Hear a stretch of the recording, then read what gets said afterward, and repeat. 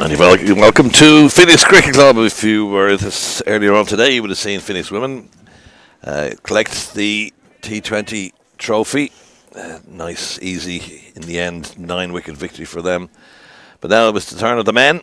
Lisburn against Leinster. Lisburn won the toss, decided to bowl. And myself and Ali will bring you through the first few overs.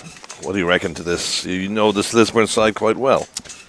Yeah, I've been watching quite a lot of their cricket this year. Obviously in the league campaign in the Northern Cricket Union, but also in this T20 format. They've got through and won the NCU Cup in the T20 and then went up and won the semi-final against Brigade.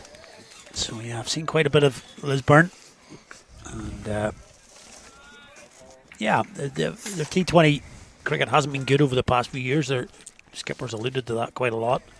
And certainly this year they've found a good sort of format that's worked for them. And the inclusion of that man with the ball, Ryan Macbeth, been very key to that success. Well, he opens the bowling here and immediately swings that back into Azar. Going to go for 4, but that could have been the opening wicket off that first delivery. Lovely shape from Macbeth. That could have been the first wicket, John. Yeah, big news from Leinster's point of view. No Mark Adair in their lineup. He is here. Oof, that was close, wasn't it? A big swing on that. And Azar, happy enough to see that miss the stumps, but not by much. Yeah, standard delivery there, really, from Macbeth. He swings it away to the right-hander. And we'll look to shape it back into the left-hander. And almost cleaned up Azar. And I've gone up for that. He's very, very confident, is Macbeth. Mark Arthur and Aidan Siebers are two standing umpires here today for this men's match. Well, certainly an interesting start. 2 balls in. A little bit high. That's from the wicketkeeper David Miller behind the stumps. The veteran Nigel Jones is alongside him at first slip. Offside. Fielded by Fazal. Yeah, you mentioned no mark Adair for Lisburn. That's certainly been equalled out by the fact that there's no Gareth Delaney for Leinster. He was key in the final, the Leinster final against Pembroke. 85 off just 59 deliveries for Delaney. I'll be down leg side and clip the pad. Yeah, they're going to run through that wide for a second. It's all happening in this opening over. Yeah, plenty over happening, as you say. A little bit of swing from Macbeth. He usually extracts any swing in those first few overs. He does get, as I say, that outswing to the right-hander into the left. It'll be interesting to see if he continues to swing this ball. It's a new ball. Christian De Beer opening the batting for Leinster. Right and left hand combination. Right hander facing now De Beer. He's got no number on his back, so you can identify him. Azar, the captain at the other end, wearing 3.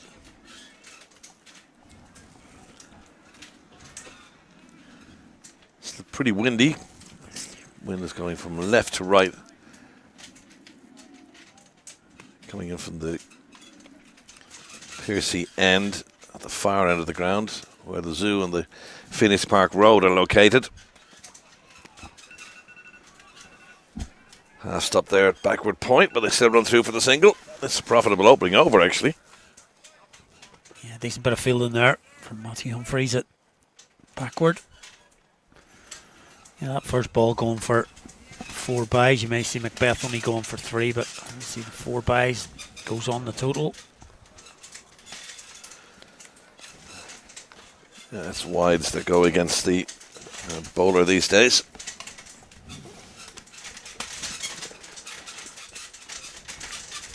straight down the ground, but straight to the field. It was a good shot for no runs.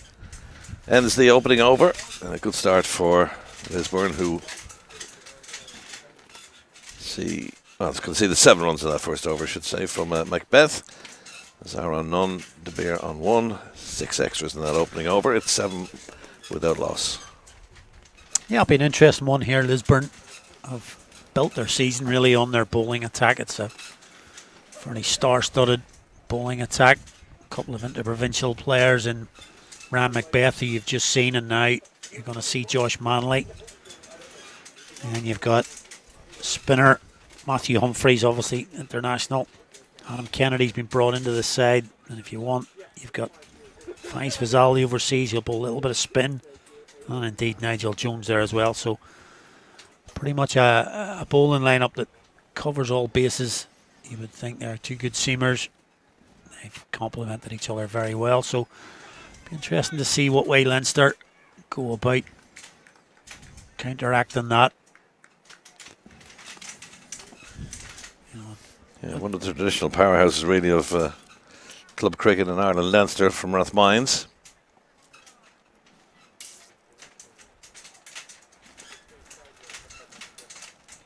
Josh Manley open up from this magazine end.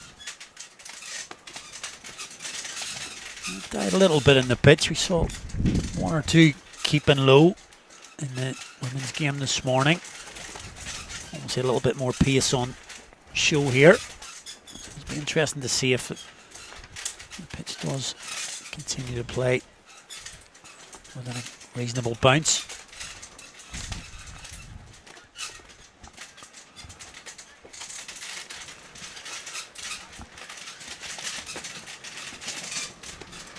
It's in the air. It's be a chance here. Oh, that's out. What a throw. I don't think it was the greatest call in the world. And the ball went straight to Neil Whitworth on the bounce. Perfect height to get into his throwing action. And he has 3 stumps to look at. I think he's hit the middle one. Doesn't really matter. He's knocked the fields off, and Tristan De Beer has gone for just the 1. And then the second over. Lisburn take their first wicket. A little slow off the mark, I thought. Didn't get into his running that quickly. Just kind of ambled down the ground. Didn't realise that he was in danger until you could see how far he was short of his crease.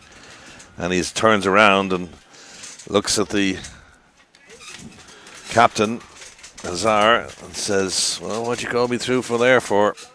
Didn't think there was a single there. He was running to the danger end himself. A direct hit, miles out. Yeah, but a bit of miscommunication at the start, and then the almost always fatal hesitation mid-run. And as I say, it was just the fact that Whitworth had 3 stumps to aim at, being it mid-off, and he was able to gather very quickly and get into his throwing action. And as I say, hit that middle stump, and Tristan De Beer was out, well, by yards really. And that's a bit of a free wicket for Lisburn. Manal Patel, our new batsman, won't be facing, obviously, the batsman across, running towards this end. Start for Lisburn though, and immediately off the mark. I'm looking back for 2 here. In fact, that's the captain Azar, who's profited from that. And the captain of Lisburn, Whitworth, turning from hero into villain. Yeah, a little bit. I think that goes through a fairly routine. The old apology to Josh Manley.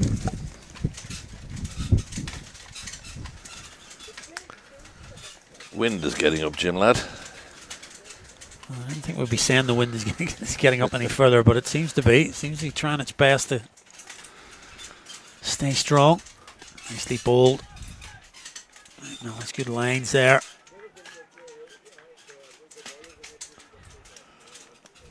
So yeah, it's just difficult to know what would be a good score here. As I say, the earlier game didn't really give us that much of a clue. Although Phoenix, to be fair to them, the Phoenix openers and number 3 batted really sensibly and really well. So pitch should be okay. for the full 40 overs. 120 we're talking about for the women's match. If he's looking something north of that, I'd say, oh, it's a bold. Beats the outside edge. Good pace generated. Yeah, I definitely think that setting a target, obviously chasing in a final can be difficult. Lisburn have opted to do that, hoping that they can restrict Leinster. Chasing in a final, obviously scoreboard pressure can come on board, so I don't think Lisburn will want to chase anything more than 150, 160 here if they can. Started well. Should be 2. No. More miscommunication. More miscommunication again. And there's the apology this time from Bilal Azar. Again, they're thought about coming for 2 and Patel sent back. Okay to laugh about it now, but that could have been a complete catastrophe for Leinster. So 2 overs gone in this Butlers men's T20 All-Ireland final, and it's 10 for 1. Well, this is the problem for the women. Wasn't a wearing style. They just didn't put any pressure really on the fielders. You can see exactly what Azar is trying to do out there. Is just put as much pressure as he possibly can on the Lisburn fielders. But it cost him last time around because it was a very bad call. Ran his partner out.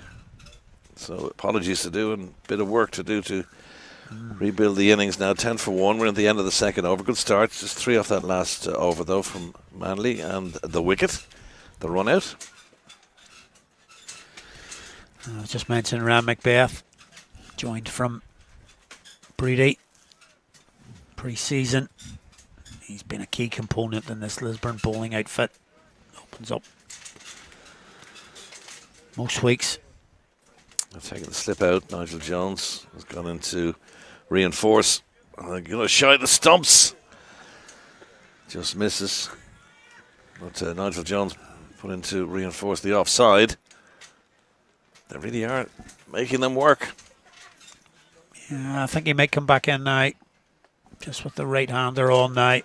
Let's say that standard Macbeth delivery, just moving it away from the right-hander. Yep, Jones is back in now. It's Patel's first ball, so that's another reason.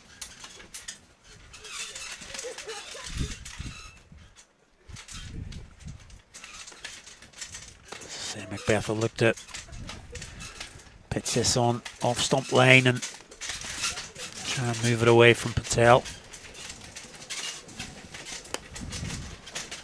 A lot of tinkering with the field at the minute.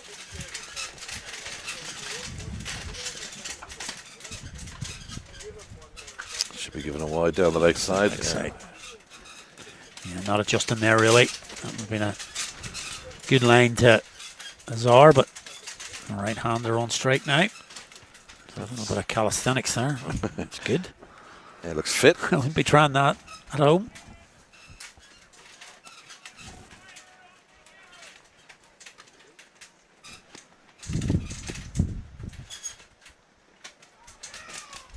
Just missed the outside edge. Not a lot of foot movement there. Just kind of a waft to the bat and that delivery. Yep. That's kind of pretty much what I was discussing there. He's going to try and keep in that channel, and if Patel wants to try and pick up a few boundaries through that offside, he's going to be taking the chance of just feathering one behind.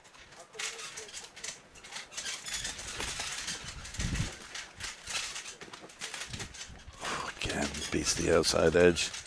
Just never getting the foot to the pitch of the ball at all. There's a bit of movement as well. That's why the slip is in. Yeah, not short of a word is Ram Macbeth, and he just asking Mohan Patel how he's missed that one.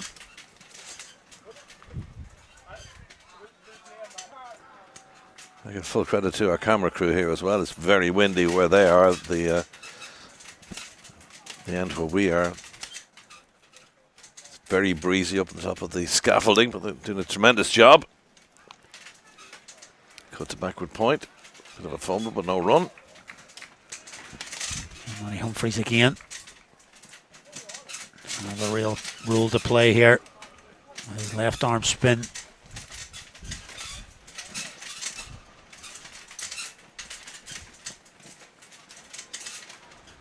Yeah, I don't think those pictures really do the wind justice there. You just see the side screen in the background there, but that's good stuff from Macbeth again. Really tight, bowling to his field.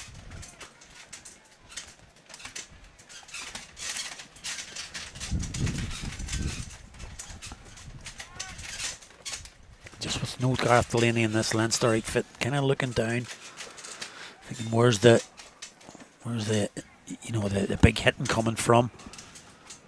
Joey Carroll's been doing it for many years now. Still a top class performer. Ooh, squeezes. He's going to down get leg 4. side. He's going to get 4 for that. All right, nothing the fielder can do about that. Fortuitous. They'll take it though. And wraps up the third over. 16 for 1. Yeah, I think that's exactly what Macbeth is looking for, but just inside edge there down. Got the 2 men up in the circle. So anything that goes beats that man at fine leg is going to go for 4. Does so, but still, I'd say Lisburn will be happy with that start. The free wicket of the run out and just going at less than run a ball in the power play.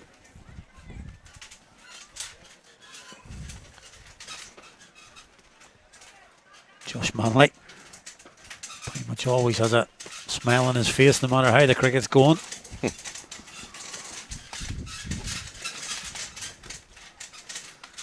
Big, tall, strong man, Josh Manley.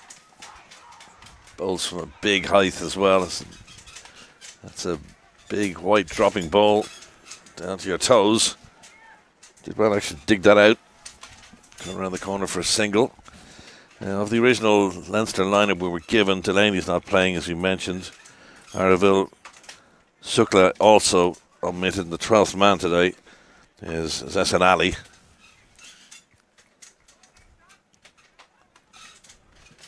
So no market there for Lisbon and no Gareth Delaney, so that kind of evens things out, as Ali's been saying. It's a bit grey overhead now. Hopefully the rain will hold off. It's not due to rain until later on this evening, so hopefully it'll hold off for the next couple of hours and we'll get through this. We got through the women's with just a half an hour delay this morning.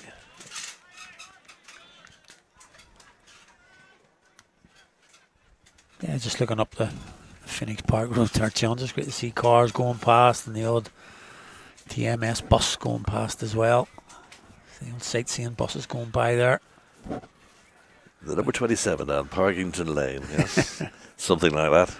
We'll hear the lions roaring in the zoo shortly, looking for their dinner. There's plenty of activity around here anyway. Oh, there is. Of course, civil service have got their ground away to the right-hand side. The monuments beyond that park is always a very big and busy place on the weekends.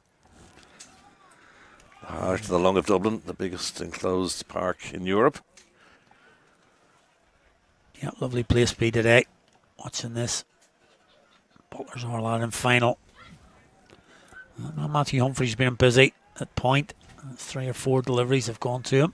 Well, they should think more about playing games here, higher profile games here, because a lot of cricket we see in Ireland is played behind the hidden sport of Ireland. Literally is a lot of them up laneways, and especially in Dublin area. But this is the free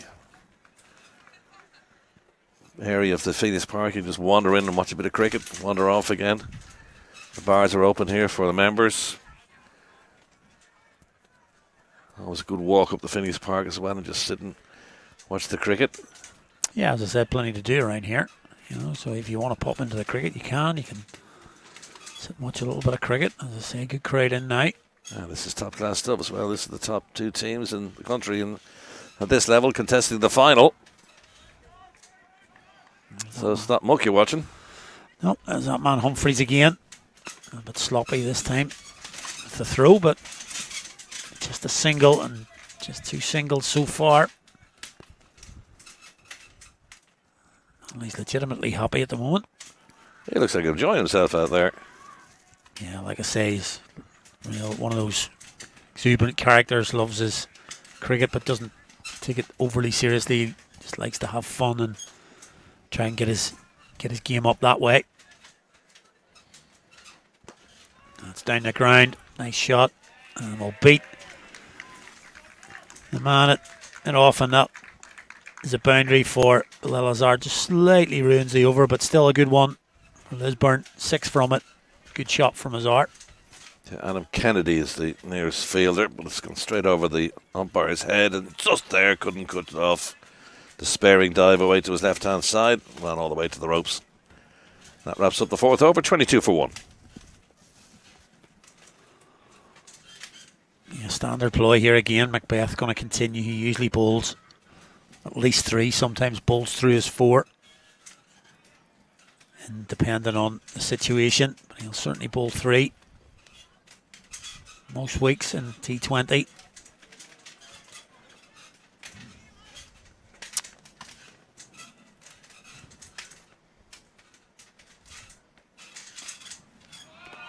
That's a lovely shot, isn't it? Yeah, no chance for Humphreys this time. Beautiful.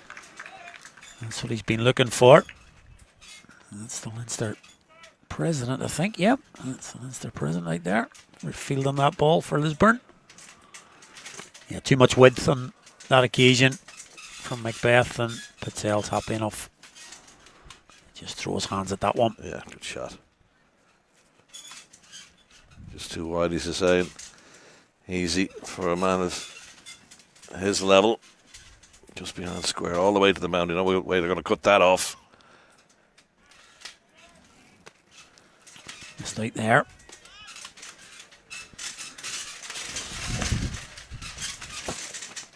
The T20 format just moved along so much now that, you know, we're sitting here at 26 for 1 and we're thinking, you know, just a run a ball at the minute. Is that enough in the power play? And, you know, where you know, the last 6 overs you're looking to set a platform and kick on in the last all phases in the T20 night. Oh, that's a full toss, and that's given the treatment it deserves. That's the first 6 we've seen today. There was no 6s in the women's matches, and that's the first one we've seen in the men's. Lovely. Patel just waited for that, launched it over mid-wicket. I don't think you caught that, sir. You might claim that, but I think it's a bit late for claiming the catch there. Here, just angling in and picked up on the full toss by Patel. He's hit it very cleanly, to be fair. Sometimes they can be tough to put away, but he's hit that into the wind. And somebody's Morris Minor down there got a little tap. Then parked in the wrong spot. He was going to be hitting them down there. Patel on to 15. Back to the lines again from Macbeth after that slightly loose delivery. Picked it up beautifully, doesn't he? He just waited for that. Yeah, I think that was the key. Let it come on to him. Really did get a good piece of it. See, that's a decent hit where he's going into that pocket on the leg side. And as I say, against that really strong wind.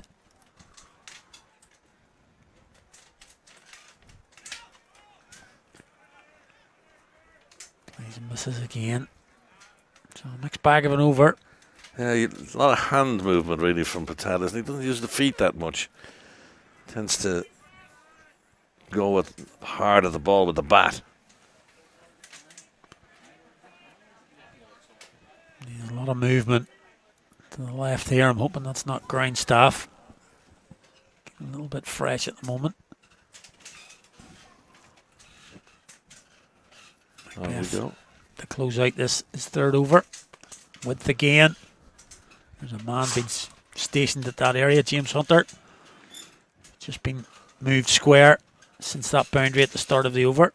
Hunter did well there, actually. That bounce in front of him and caught it, an edge or something, and just nearly bounced over his head. He did well to catch it in the end. 33 for 1 at the end of 5.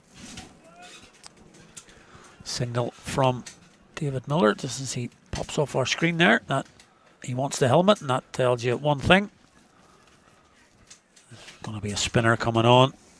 And Matthew Humphreys is going to bowl the last over of the power play. Left arm spinner played in the test match and wasn't the ball he made the difference. It was that late little cameo on a Friday evening. And he got Ireland that 40-run lead, which proved to be very important. There's ball in hand now for him.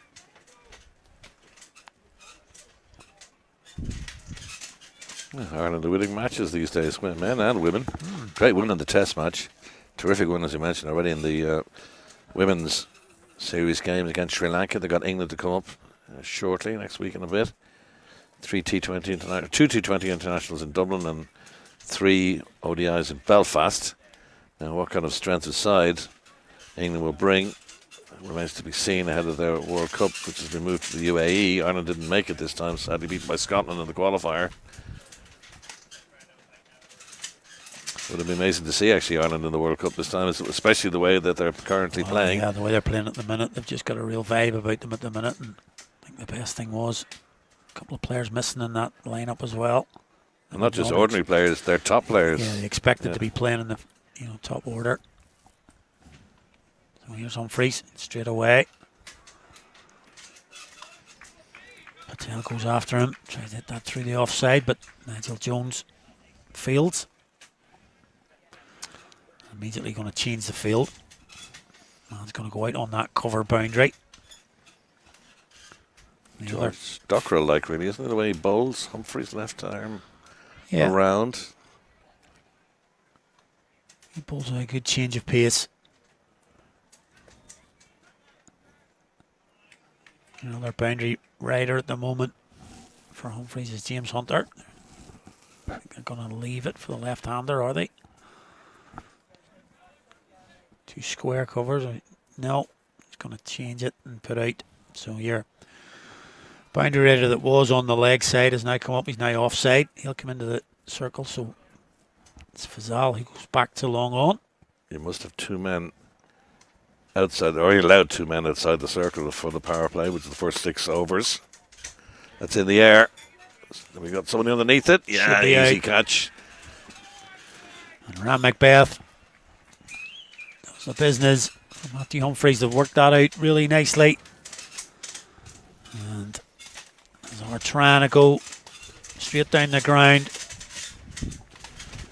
It's a big edge on it. Loops straight up in the air, and Ram Macbeth's the man who takes the comfortable catch. And Azar has gone. So skipper goes. 34 for 2 now. There you go, he's gone for 9. Caught Macbeth. Bowled Humphries for 9, and then his first over. Matthew Humphries strikes. Yeah, just got off the toe of the bat, really. Just popped it in the air. Easy catch. And 2 wickets in the power play. Happy with that. Yep. And that's brought Joey Carroll to the crease. He played at Leinster.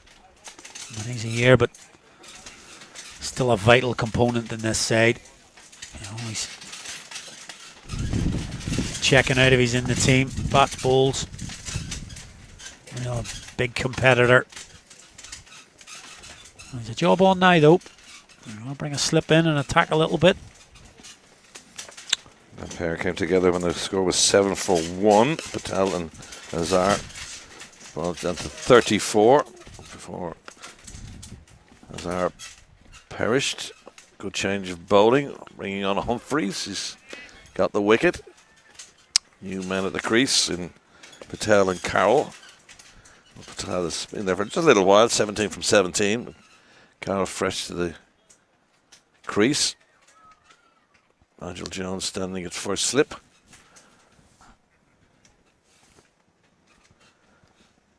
Dropping cover back. It's in the air. Got away with that. Get 4. A little bit up ish that just brought the man in from the cover boundary into cover. Almost took a catch there. Just bounced a little bit on Carroll. He plays the cut. You can see it's up ish. Bounces in front of that fielder and runs away for 4. He was in there for a while. Just dipped in front of that fielder and underneath the body. Away for 4 runs. And Carroll off the mark.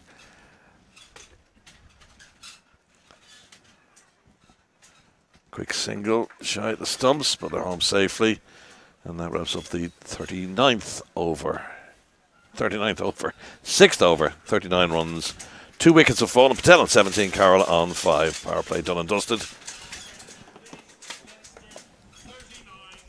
Yeah, power play over. And I would say Lisburn would be the happier of the two with those 2 wickets. And the run rate not spiralling out of control, just at 6.5 in those opening 6. I'll take my leave of you for a little while. Bring in Isabel Joyce. Thanks, Dad.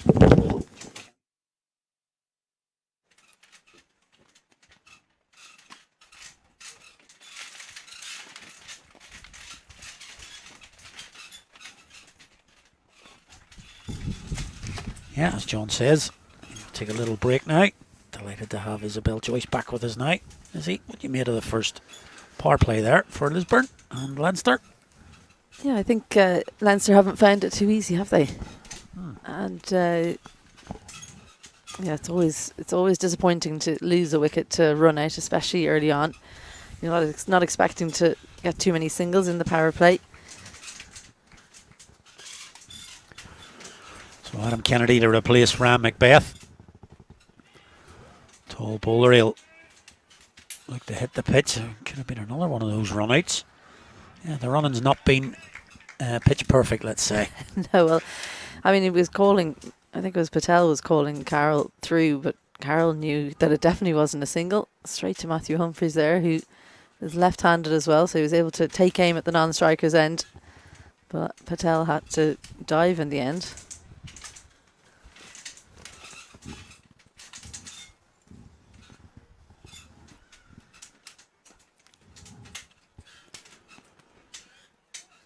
Should be cut off on the boundary by Manley. Ball seems to be following him around. Every time I look up, he's the one fielding it. It's either been Manley or Humphreys, one or the other. It's been no go here. And there's Adam Kennedy. Just came to Lisburn in the pre-season also. Signed for them. Quite a tall bowler. Likes to hit it short of a length and let it bounce a little.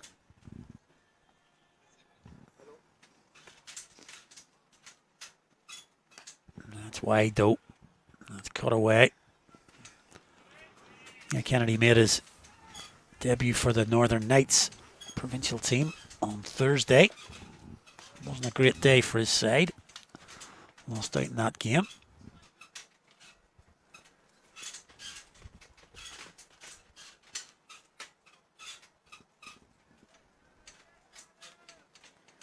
He has a strong looking action, doesn't he? Has a good gather. Nice pause at the top of his action as well. Yeah, if you be hypercritical, that's just probably his little problem, is he does tend to bowl a little bit wide at times. And if he gets into that rhythm of bowling wide, it kind of affects him a little bit. Certainly if he can hit that off stump channel, that bounce he gets, he gets a little bit of extra bounce that you're not expecting, and he gets a lot of wickets in the sort of gully region. Yeah, those fielders on the offside, very square. It's obviously a strength of Patel through the point region. You've seen him score heavily there already, but the cover fielder is pretty much on point there on the boundary, which I think is not just to do with the pace, but that bounce that you've been speaking about. When you get that extra little bit of bounce, you tend to go square rather than straighter. I always think you can tell how Carroll's going to bat in the first few deliveries he faces, whether he's turned up or not. That one flash through the offside for his first scoring shot looked a little bit worrisome for Leinster fans.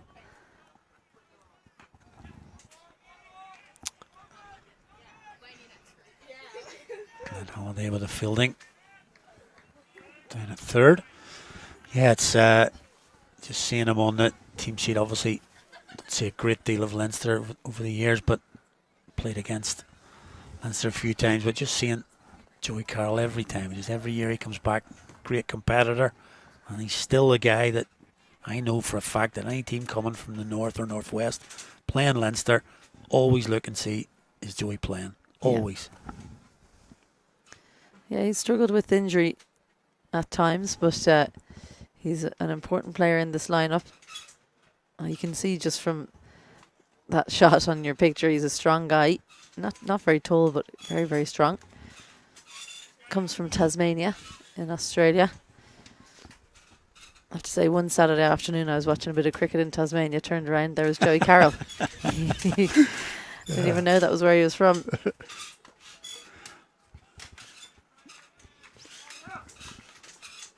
He was having a snooze in his car because he'd been up early working, I think. Tell you what, he wouldn't have expected that one. No, I wasn't. Pretty much as far as you can get, and bumping into a guy you can see just up the road.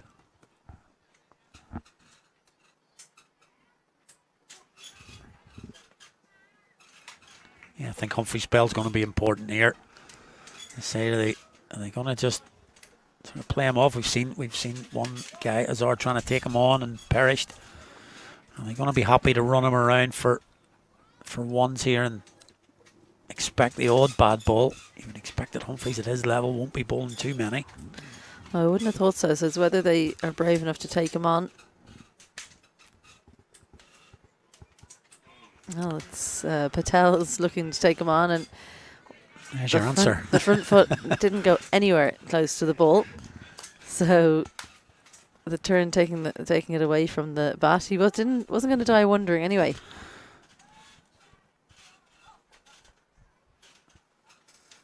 There it is. There's the trademark Humphrey stop. Every single spell that he bowls, he does at least one of those. Probably usually in his second to third over.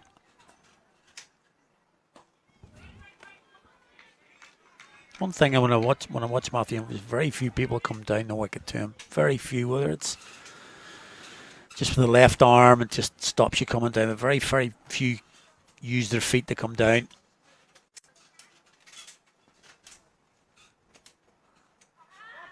That's going to be out, surely. It's going to be another wicket, and what a soft dismissal from O'Neill Patel. Just half-hearted, paddle round the corner. There's a man stationed there. Johnny Waite does not have to move. And O'Neill Patel, as I say, quite soft dismissal, has gone for 19. It was a really strange shot, this. I think he changed his mind in the middle of what he was going to do. He wants to play down the ground, then decided, I'll help this on its way, and maybe he just didn't realise there was a fielder there. He didn't really play it with any kind of conviction. Well, that's what it looked like. It looked as if he didn't even realise there was somebody there. I'll just paddle this round the corner, but there is a man there. It's almost like he was just passing it to Johnny Waite. Yeah. And the third wicket goes. Saqib Bahadur, the new batter in. He's an inventive batsman. Likes to try lots of scoops and reverse sweeps and things like that. Hopefully we don't see another scoop like that one we just saw. I was going to say that might put him off a little bit, but I like to play it a little bit better. A little bit more conviction in it. Humphreys has got his second. You're talking about people don't like to come down the pitch to Humphreys because he does genuinely turn the ball past the outside edge. 8 overs gone, 46 for 3. You see, he was delighted with the breakthrough. Punched the air when the ball was halfway to Johnny Waite, and I think he was very confident that it was going to be taken. So, yeah, look, his first 8 overs, 3 wickets for Lisburn already.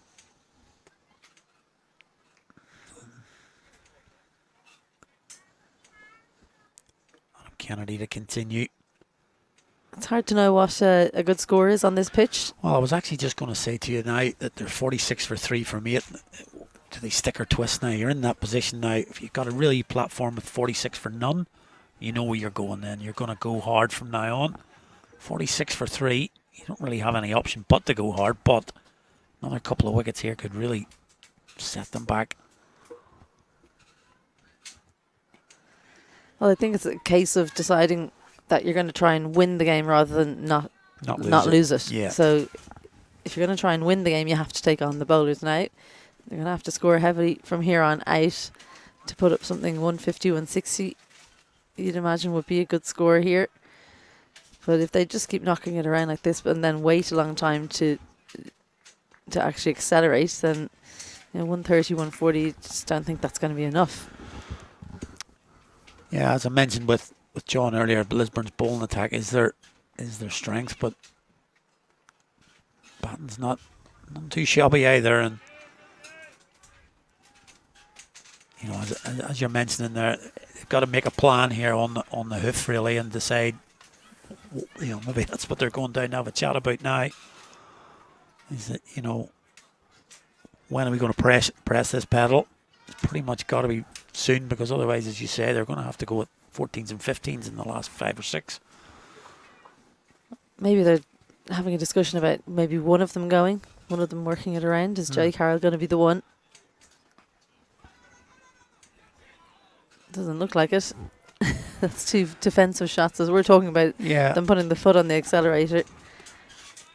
They do have you do have more time than you think. So just outside 11 overs left. They don't have to do anything strange, but a couple of boundaries definitely wouldn't hurt matters. No, definitely not. As I was talking about it in the last over, Kennedy has bowled a lot tighter in this one. Hasn't really given that width as yet.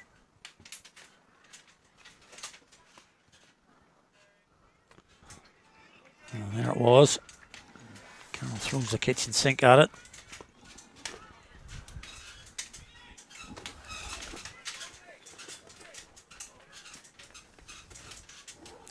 I heard you mentioning the players missing. Mark Adair and Gareth Delaney both here, but not playing the match. Yeah. So it does feel like it's kind of even things out that neither of them is playing. Yeah, well, both would have contributed with bat and ball in different ways. But yeah, I think it has evened itself out a little bit. There's that extra bounce I'm talking about. Just saying to John as well, at the end of the game, whichever one wins, will there be one or the other be decked out in their kit? Don't think Gareth Delaney will be decked out in a Leinster kit, but I can guarantee you Mark Adair will be. He'll have his Leinster top on. Mark Adair will have his Leinster top on. Lisburn top on. That's a maybe a little faux pas there, maybe heading to Dublin next year. Shouldn't have said that. So they are just continuing to knock it around. Another quiet over, just the 3 runs coming from it. And after 9, Leinster 49 for 3. Yeah, good tight over that from Adam Kennedy. Just the 3 singles. 49 for 3. It's going to be a spin again from this end, but it's going to be a change. The off spin now of the captain, Neil Whitworth.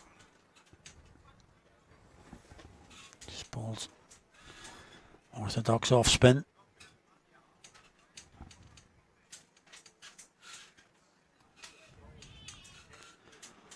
This could be something that Leinster may target here.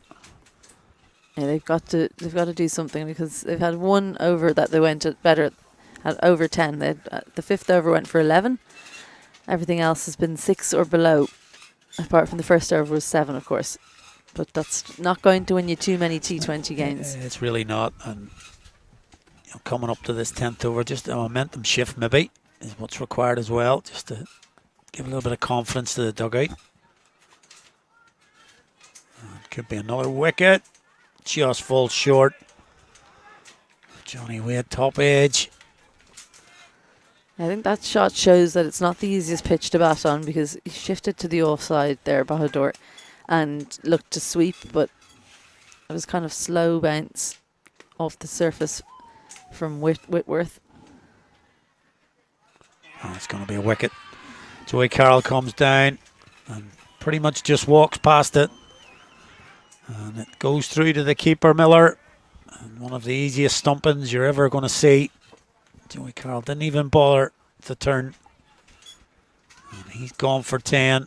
And was possibly looking to do exactly as we're talking about. Maybe up the ante a bit, but he's perished. And Whitworth has struck off his second delivery. The 50 came up just the ball before when there was a top edge. That one went to ground, but this one, Joey Carroll looking to come down, just stayed inside the line, pushed at it. An easier stumping you won't see. David Miller didn't make a mistake, took the bails off. Yeah, 4 down now in this 10th over. A few people from Leinster's sent out looking around the skies to see if the rain is going to come now. I think it's a bit premature. Jay Mundra wearing 2. Out to the middle, left-hander. So we'll see, Whitmore will be turning it away from him. Just continuous wickets here at the moment. Run rate going nowhere at the minute and just losing wickets fairly regularly. There hasn't been really anything to write home about yet in this Leinster batting lineup. They were saved in the final Leinster. In the Leinster final, they were saved by Gareth Delaney, who top scored in that match to help propel them to the win. 85 from 38 deliveries in that game.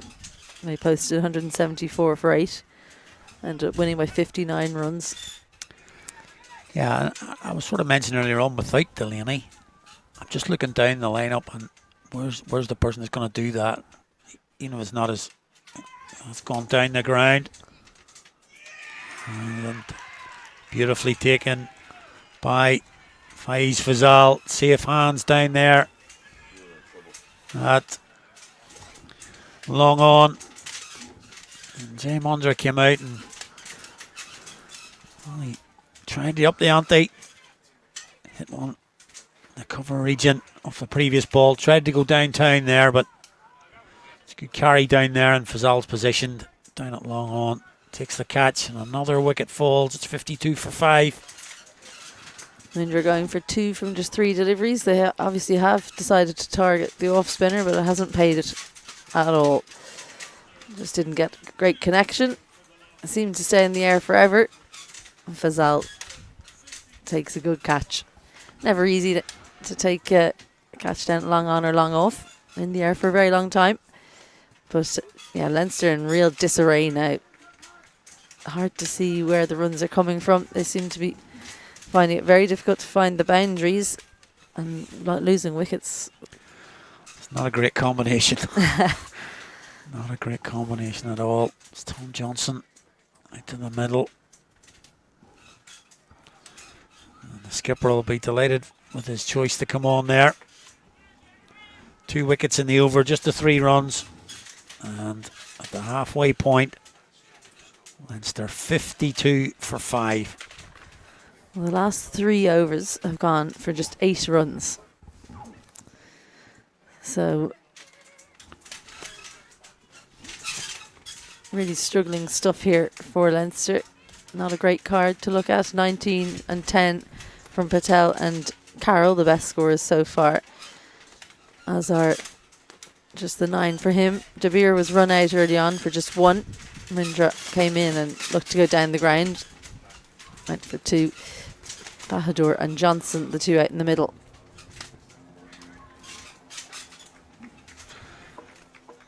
Yeah, you just have the feeling at the minute, just the whole feeling around the game. You can't see a run coming here at the minute in a T20 game. You know, boundary's just not coming at all. Not even taking singles at the minute. Although a lot of activity in the left-hand corner here. A little bit of rain coming at the minute. Lisburn won't want to see that right now. It's driven, and as I mentioned, there's no boundaries. Almost guaranteed to have a boundary next ball. And Well, so it is. Just a little shuffle down the pitch. Just changing the length ever so slightly. Comes down, knows that he's got to find some runs from somewhere. All he has to do is find the gap between extra and mid-off. No need to run for that one. First boundary for Bahadur. Yeah, a little bit of a decision here for the umpires because it is raining A little bit at the moment. It's reasonably heavy, but over to the left, it does look quite bright. So they try and stick it out and hope that this strong wind blows it through reasonably quickly. That's in the air, and it's going to be, oh, what a horrendous drop. My goodness gracious me. And they try and look at the ball, but that should have been taken. Skipper. Yep. He's been too busy taking wickets down the other end. Neil Whitworth wants to keep them all for himself. He's got 3 overs remaining. Already has 2 wickets to his name. Now it's just one of those where you kind of think you've already caught it before you have. Yep. It's so easy to do. I think it's a foregone conclusion. Yeah, we got 4 there. Again, not particularly pleasing on the eye, but he'll take it. John Johnson gets him off the mark. Being outside edge for 4. Again, the footwork down the pitch. He was looking for the other side screen, but he's found the one close behind him. This is a good over. By far the most fruitful over that we've had in a long time. Best over so far, it was 11 in the 5th over.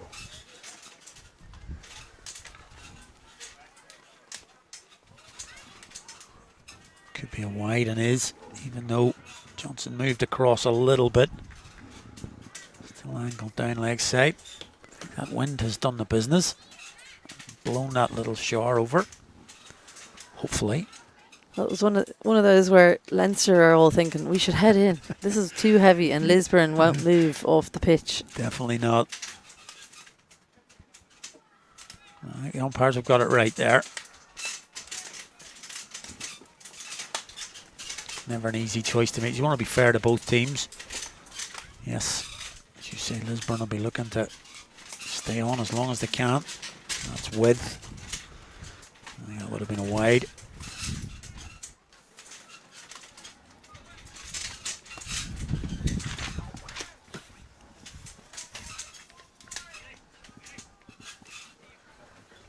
It's clever bowling there. Johnson had moved to the offside, so Kennedy followed him. I think it still would have been a wide, even though he had shifted across. Yeah. But sometimes when you're moving around the crease, no matter what, you think you have to make contact with the ball.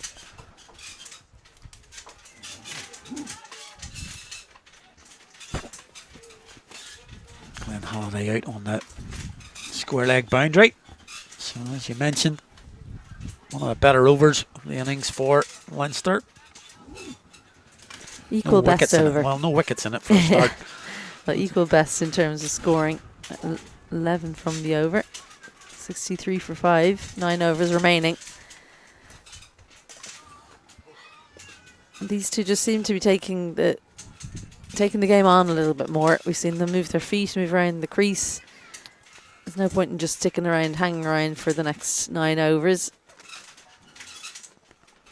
Yeah, I think we've reached that sort of crossing point now, haven't we, where you can't just hang around there. It's not going to get you anywhere, really. They've got to take it on and may as well. He's got that in the gap. Very nice shot from Johnson. Gets a boundary. Yeah, and when you move around the crease like we just saw from him there, it does change where the ball's going to go. You set up as a fielder from the starting position from the batter. So when they move across or come down the pitch, that can throw things off a little bit. Really sweet contact. There are 2 fielders out there and it's a really big boundary. Managed to get it right between the 2 of them. They gave up on it very quickly. Yeah, perfect placement there. Yeah, kind of what we're saying here is if this was the second innings and you were chasing 220, you'd be saying, well, you may as well go for it now. You know, no point in just getting 100. And so it's the same thing applies really when you're setting a target here, even though it is setting a target.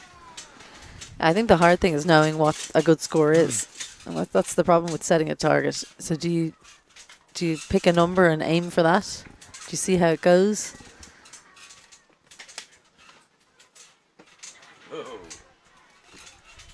It's going to go for 4 more, and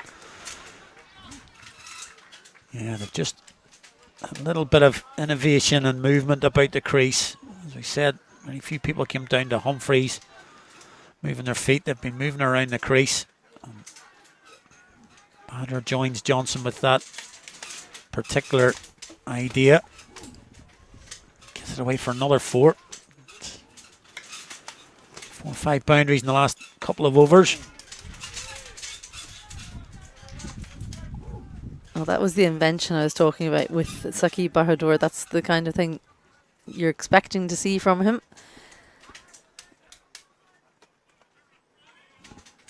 There's lots of space behind the wicketkeeper and a quick outfield. Even though it's a spinner, well, it does run away quite nicely here in Phoenix. There's another bit of invention, reverse sweep. No, they got his skates on there. I think he was home. I think he was okay. Home Yeah, easy, I think he wasn't was he? okay. Yeah. He's well back on the ring now in this 12th over.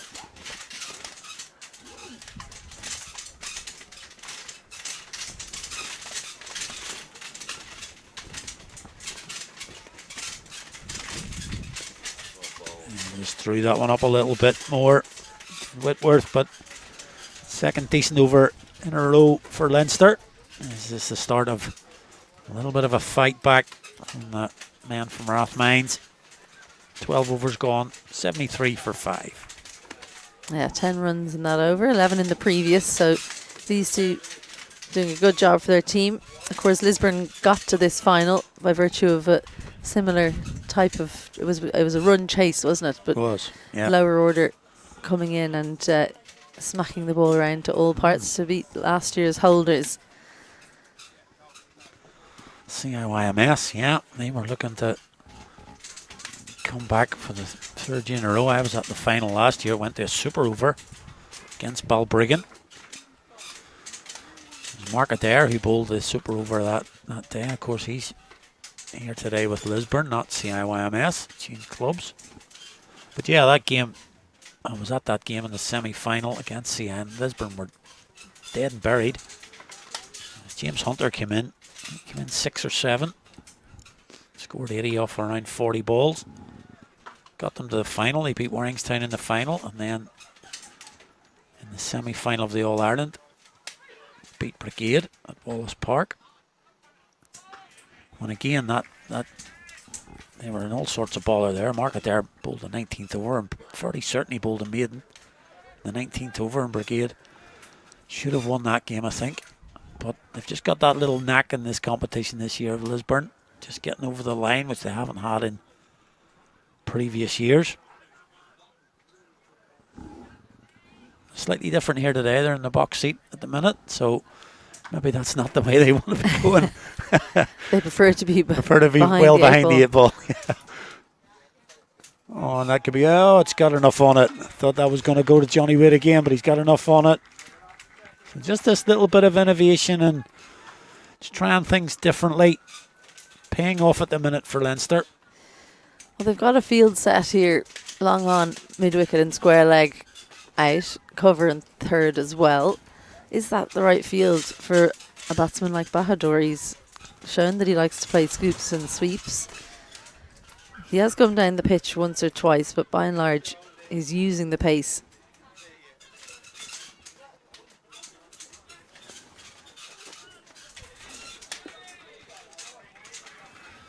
And they're adding in the singles as well now.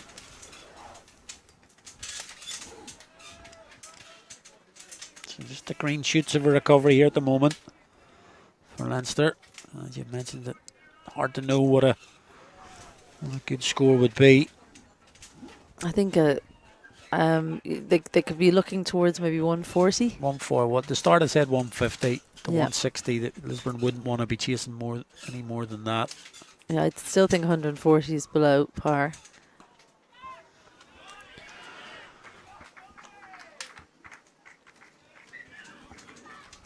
Well, Johnson's certainly counter-punching here. He's, the one batter we've seen here, he's prepared to do something a little bit different. See him again, just coming down to Kennedy, and lifting it over the covers. And a couple of bounces there over the rope. Well, they've been They bowled Kennedy 4 overs on the trot, and he's just been lined up a little bit. His previous over went for 11. This one's already gone for 9, 2 balls remaining in it. Johnson held the pose there, then realised he might have to run. To the short boundary. It's a very short boundary on that side. Goes deep, gets the length he needs, and heaves it over the leg side. It's only the second 6 in the innings, and it's in the 13th over. Yeah, I think he takes out a couple of the Warringstown guys that have hung around here. Supporters have hung around. Johnson clever batting. He's moved across to the offside. Heaved that, as you say, is the shorter side. Good clever batting from Johnson. He's on 20 already. I haven't seen many slower deliveries from Kennedy here. He's probably changed the pace as Johnson's on the charge. All right. Gonna run away again. We'll get the hold of this one, but it'll be 2 more. And the overs, the double figures continue. That's another good one. In fact, they called a no ball. Is it a height no ball? Yeah, he's called a no ball. Tis a height no ball. So it'll be a free hit as well. Yeah, I'm not sure why the bowler is speaking to the captain, because the field's not allowed to change. The batter has remained the same. Yeah. Tom Johnson on strike. So this has been the best over for Leinster so far. Free hit coming up.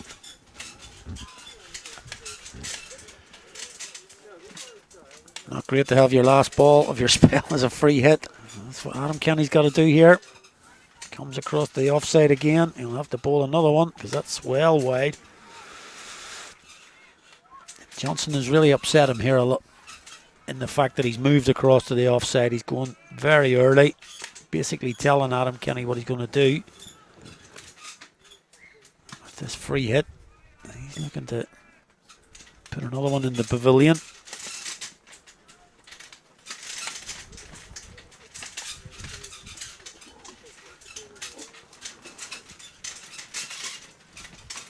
And that's another wide. He'll go again. Yeah. Tom Johnson is basically telling Saki Bahadur, stay at the end. I'm going to hit this. That's crazy. He's almost round 2 there. Well, then he tried to run the overthrow, and Tom Johnson's still not interested. He hasn't moved. Hasn't left his crease.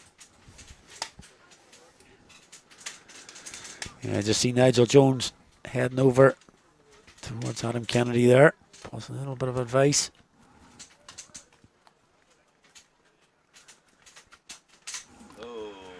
And he's gone up in the air, and it's gone over the fielder. And gone for that 6. And that's a innings changing. I'm not saying a game changing, but an innings changing over there for Leinster. Yeah, brilliant over. 26 coming from that final Kennedy over. Ruined his figures. 4 overs, no maidens. 45 runs from his 4. The 26 in that over, changing things a lot. Well, he bowled 2 wides for the free hit, and then finally got one straight, but right in the slot, and Johnson gets it. Just about has the legs into the wind.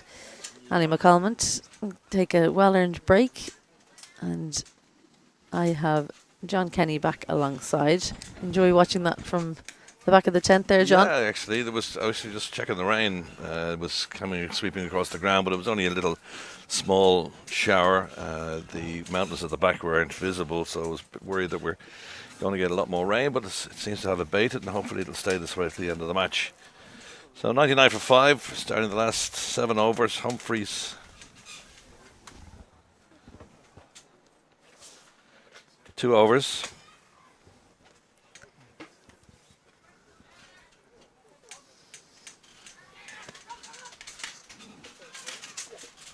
Yeah, I think it's a case of they know that they need to break this partnership. Preferably get Johnson out. 100 up there with that single. 100 for 5 in the 14th over. It felt like we were never going to get there a few overs ago.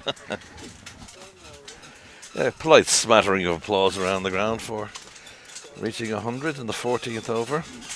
Well, they added 50 in 4 overs there. It's in the air. There's a fielder down there. That's not going to be any good because it's gone straight over his head. Sixes are flying now. Johnson's on to 34. 50 partnership. Well, Humphreys is brought on to try and break the partnership. This is the one that they need. Oh, great quick hands, because that was quite full to sweep. Thought that the fielder was in with a chance, but I think the wind just helped lift it that bit further, sail over his head. Because of that wind, it's almost like the boundaries are the same distance, because you're hitting into the wind to the short boundary, but with it to the long one. Lisburn have gone very quiet the last few overs. What's in the air? Oh, what another attempt from Waite to cut that off. He got his hand to it, but couldn't grasp it. Despair for the bowler. Throws his head back in anguish. And the runs are starting to come now. Yeah, much too full to sweep that one. Actually overran it.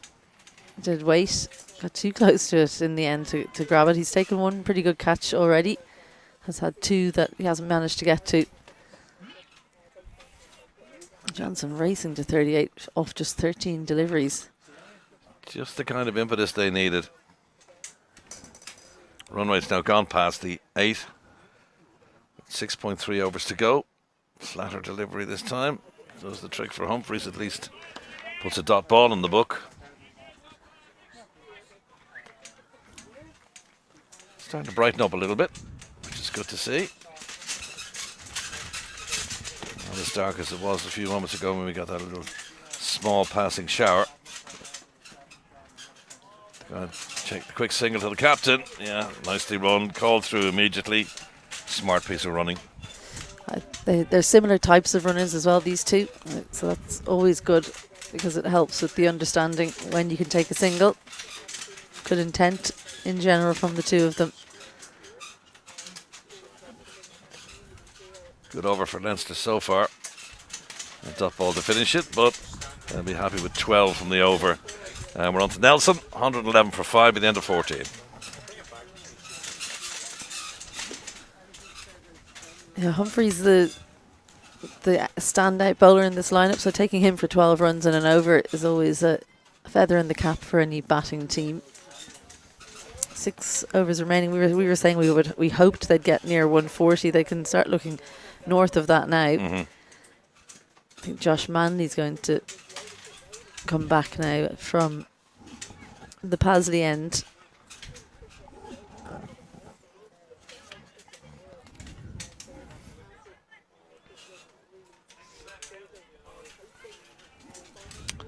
Way to our left hand side, the bar's doing brisk trade.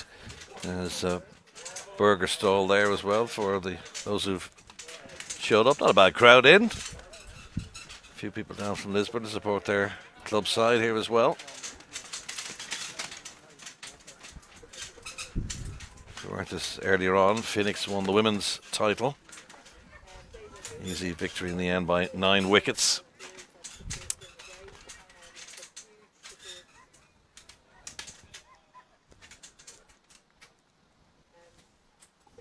Johnson, 39 for 15 deliveries. Bahadur, 20 for 15. 6 overs remaining now to make hay. There's still plenty of batting to come for Leinster. Changing the field in front of us. The ball weight up from deep fine leg into the circle.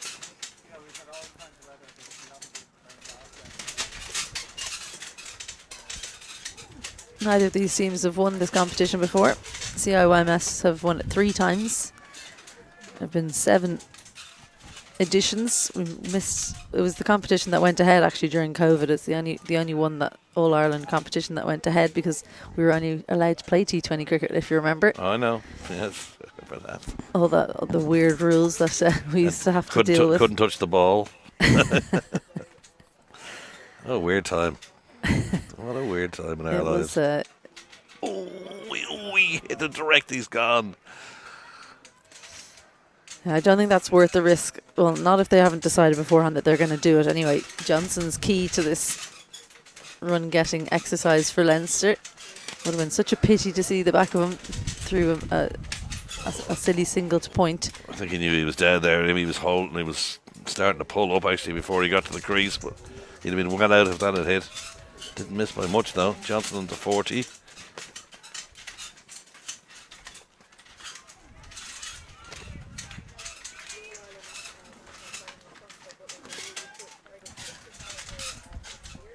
No Gareth Delaney in the Leinster lineup. No market there for Lisburn.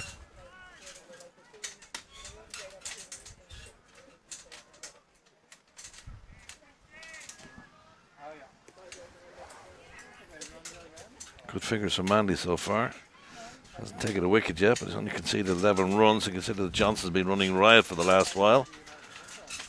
That's a shorter, flatter delivery. Oh, slip. And shy of the stumps again. Badur trying desperately to make his ground, just about got back. He's just looking a little bit too keen for the singles this over. Has been a good one from Manly though, just the 2 singles from it. I think they need to maybe think about just switching up their bowlers a little bit more, Lisburn, not let anyone get lined up. It's in the air. Waits underneath it. Oh, he's dropped it. Oh, it's a difficult catch going backwards. Been a few drops out there. The captain's dropped one, and now Wade has dropped another. He's been in the game a lot today, hasn't he? He's dropped 3 or 4. That one was a difficult catch. Swirling breeze going backwards. Got his hand to it. And unfortunately, from Lisburn's point of view, he spilled it. Yeah, that was a really, really difficult one. Not least because of the swirling wind we have out here, but it was always going back behind him. Did get a hand to it, but didn't manage to grab on. So Johnson gets a life on 40.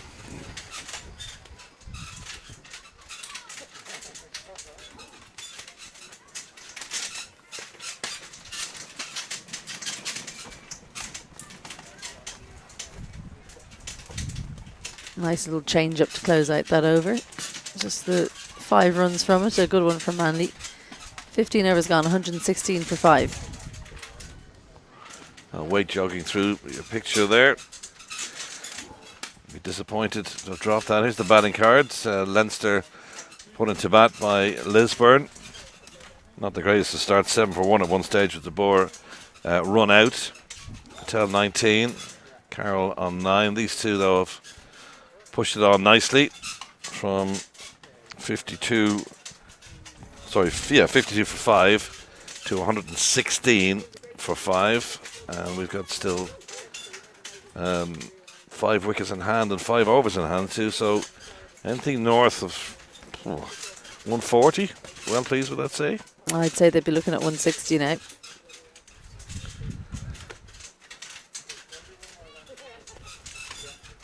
Yes, that'd be a good total on this wicket. They've added 64 in the last 5 overs. Have Leinster, so if they can do the same for the next 5, they'll have a very imposing total.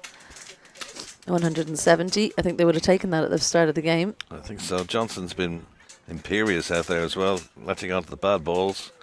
4 6s for him so far. Oh, and it's going to beat the fielder and run away. Johnson pushing on towards his half century. Another boundary. Yeah, no fielder there. Just the one fielder who had to miss. It was backward point. A little bit of turn for Whitworth.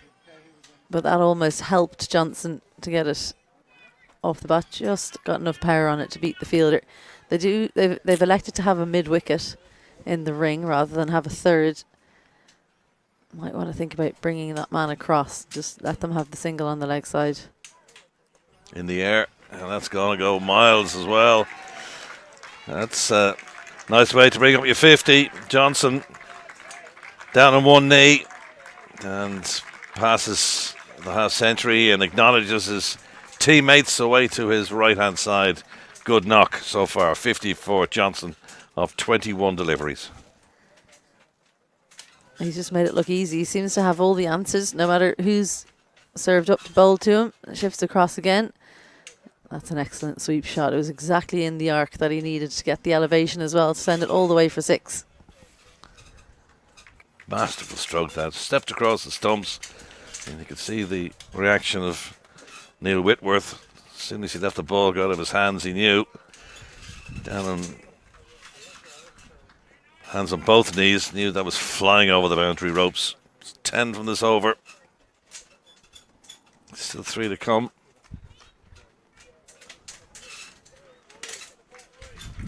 That's good cricket.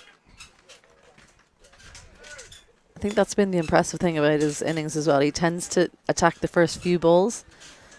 He's already taken 10 off the first 2 balls, so then after that he doesn't need to take as many risks. Yeah, and that keeps the scoreboard ticking over as well. Can't get them all in 6s, although you'd like to. Rotating the strike. Scoreboard clicking over. Bahadur is acting as the foil to Johnson's all-out attack. And runway again pushing past 8.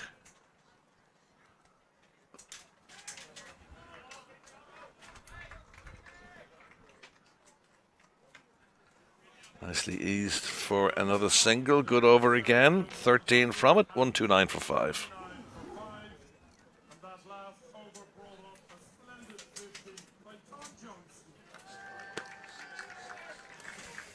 66 off the last 5 overs. That's fighting talk.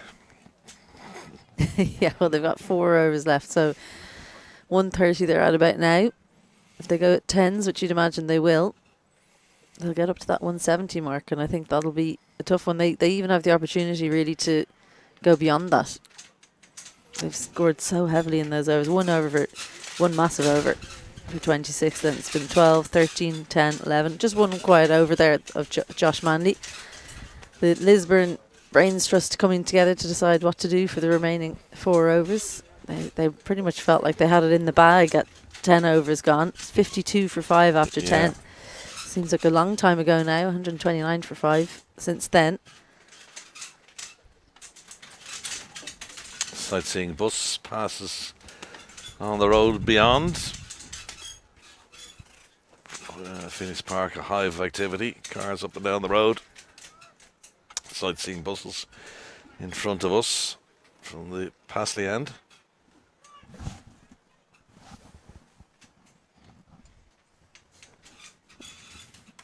Ryan Macbeth coming back for his final over. Just the 20 runs off his first 3.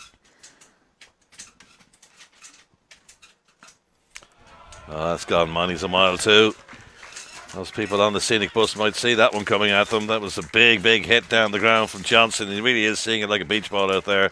Macbeth brought back to try and stem the runs, and it just didn't happen on that occasion. Nice shot. Yeah, lovely length to hit down the ground. He was impressive in his first 3 overs, but that first ball of his last over going all the way.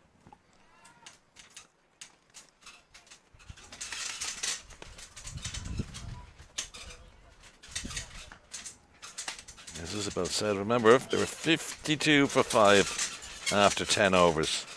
And it's some recovery, led by Johnson.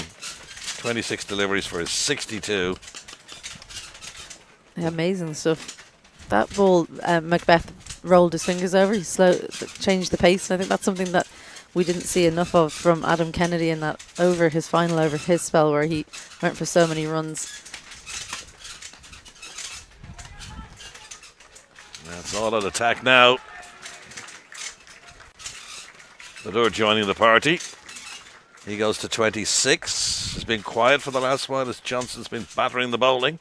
That's a nice shot. Anticipated it well. Down the track he went. 4 runs. Yeah, he's done that well, Bahadur. He's tended to either come down at the bowler or else he's stayed deep and used the pace and gone past fine leg or over the wicketkeeper. Didn't look like that connection was good enough to take that to the boundary, but got the placement so perfect just in front of extra cover, so long off couldn't come around and cut it off. Well, there's a hill that ball rolls away from, away to our right-hand side. As soon as it collects any kind of speed at all, off it goes. There's improvisation for you. Well, like Beth saw him moving across and he thought, okay, I'll bowl it wider outside off. But then Bahadur had a plan for that as well. Lovely deft touch, taking it just to the left of the short third. Well, he was thinking about scooping it over his head initially. Had to change his hand position altogether and just open the face of the bat and ran that down for 4. Good improvisation. 144 for 5. Could be going past 160 here quite easily. Yeah, well, I've had 170 in my head for a few overs now, but it's looking like it might be more than that. They're going to change the field altogether here. Square leg comes in. You got a deep backward point. Cover on the boundary.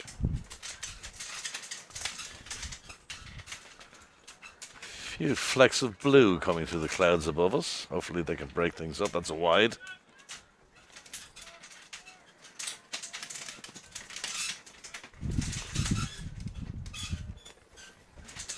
Beth's figures before this over were pretty good. It's been destroyed a bit here. Yeah, 0 for 20 he was before this over. He's gone for 16, 2 deliveries remaining. Oh, that's got miles in the air. Is anybody underneath that? There is. It's the captain, I think. No, he's dropped it. Oh dear. Oh dear. It's not the captain. That's Adam Kennedy. Well, it was in the air for so long, but he didn't get his hands up. He just didn't get his hands up. He spent so long looking at the ball. Have a look in here now. His hands down by his side still. Only gets them up at the last second. Really what you should be doing is getting your hands above your eyes as early as you can, at least one of them. And that gives you your depth perception that you need, especially coming out of the white sky here. Oh, and he makes him pay for it. The next delivery is pumped down the ground for another maximum. 100 partnership. 3 overs remaining. 152 for 5. They've gone past 150 as well. This is an exhibition of hitting from these two. Oh, pretty much always happens. A catch gets put down. The last ball, it was Bahadur that was dropped, but Johnson on strike now because of that drop goes all the way for 6. Another brilliant over. 152 for 5. That was an expensive over. You can see it there. 6-1, 4-4, wide 1. That was a drop. And 6. So expensive all around. 23 runs in the over. Johnson was dropped by weight on 40. So that's already cost them. How much is Bahadur's drop going to cost? Humphreys to bowl his final over.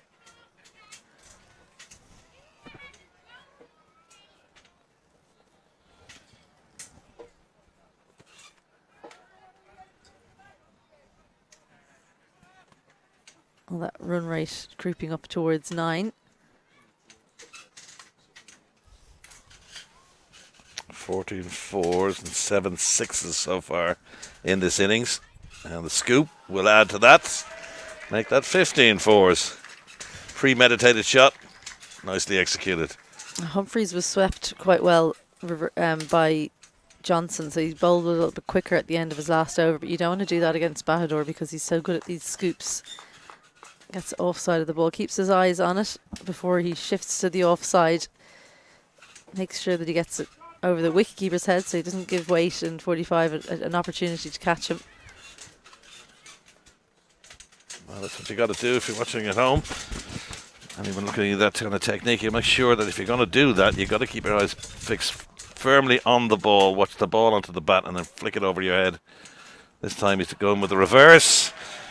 And all the shots are coming out now. That's another 4. 160 for 5 now. And Bahadur certainly is joining the party. He says, okay, Johnson, you've gone past your 50. Let's see if I can get there. Brilliant from Bahadur. He knew this was going to be a little bit slower, I think. So he's got the reverse sweep out.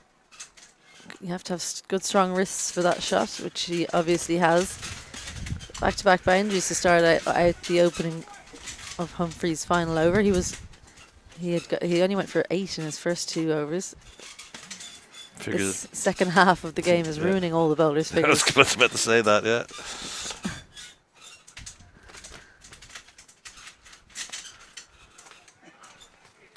Humphries aborts his run up. That's a dead ball.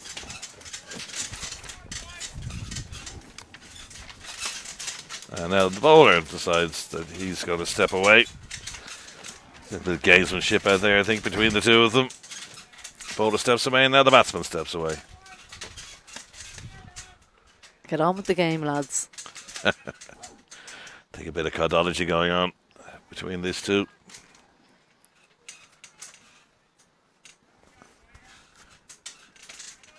Lisburn are still reeling. 52 for 5 they had Leinster at the 10th over.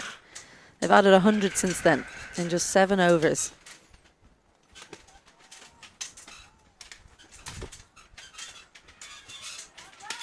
Come off the toe, that. They might come back for the second here. It's a long run around for the fielder. Yeah, it's good feeling down there, just the 2 runs then.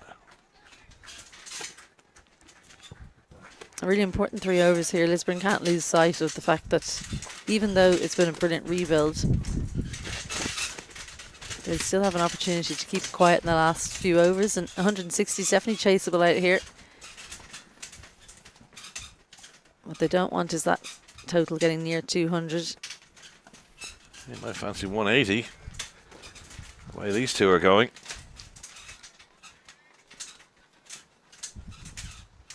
Not beyond the bounds of possibility. Sure, there's 11 runs off this over so far and 2 deliveries to go.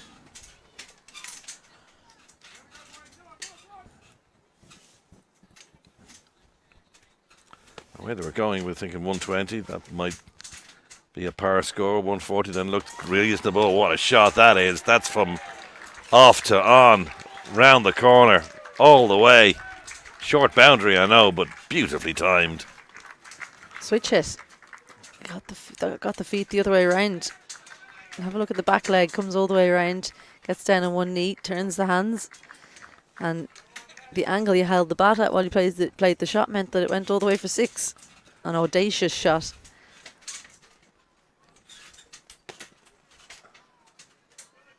Just be the single. To wrap up that over, an expensive one again. 170 for 5, 2 overs to go. Well, 18 runs from that over. Humphries finishes his spell.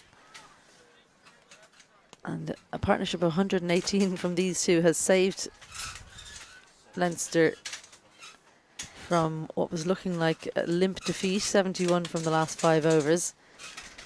It's extraordinary hitting. Run rate up near 9.5 now. Humphries 2 for 38 from his 4 overs.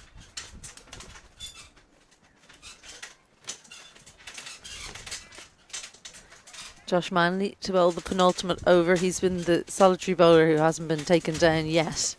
Yes. Just 14 runs in his 3 overs. It's not; those aren't figures we're used to seeing at this point in this match.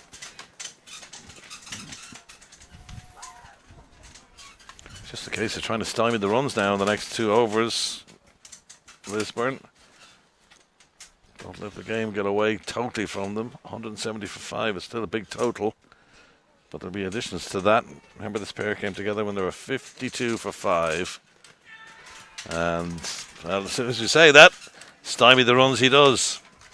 6 wicket goes down and the score of 170. Johnson's magnificent 75 innings comes to an end. Well, he's done his job, has Johnson. 75 from just 30 deliveries in an incredible display of hitting. He's played all around the ground, been inventive, played some classical strokes as well. 75 from 30. In the end, just went one too many. Josh Manley came on in the penultimate over and first delivery of that over. He sees Johnson moving to the offside, bowls at the stumps and just a little bit too quick for Johnson there. Gets a rousing welcome back from the crowd who've appreciated his pyrotechnics. Mark Tonge is the new batsman in. And you can have a little bit of fun now. His team are well set on 170 for 6. He's got 11 balls remaining to see if he can pile on more misery for the Lisburn bowlers. for the call, I suppose. Tonge's point of view is to get off strike. Give it to the man who's out there in form. 42 from 25. Badur, an on striking batsman.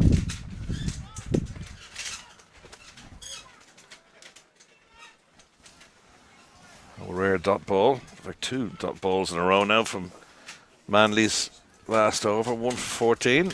Good effort from him.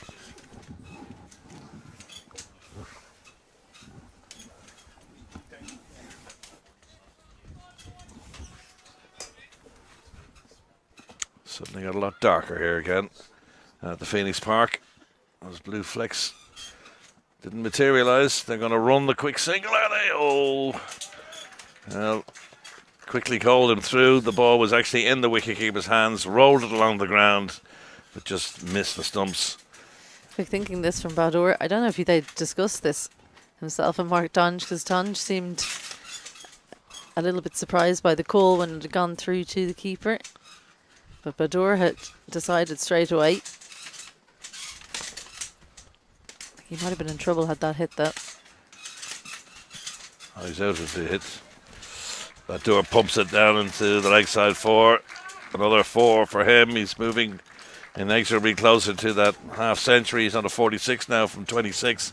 He was watching at the other end while Johnson was hitting this attack all over the ground. And now he's starting to move on towards that 50 mark. Yeah, much too short there from Josh Manley. Dropped on 30.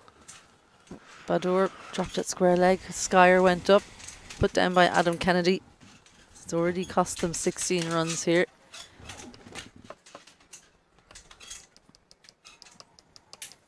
$175 for 6. A little adjustment to Badur's footwear by the batter himself.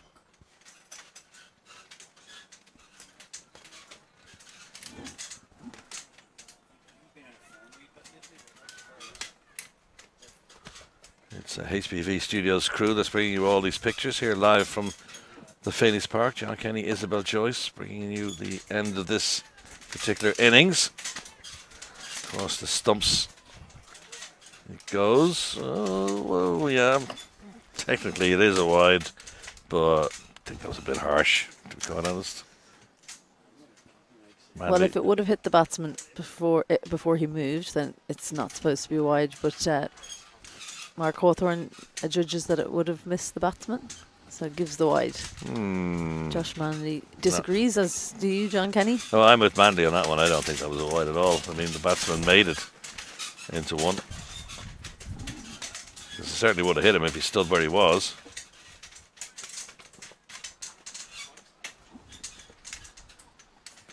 So somewhat of a free hit for Tonge here. Final delivery in the second last over. You can see, can he find the boundary ropes?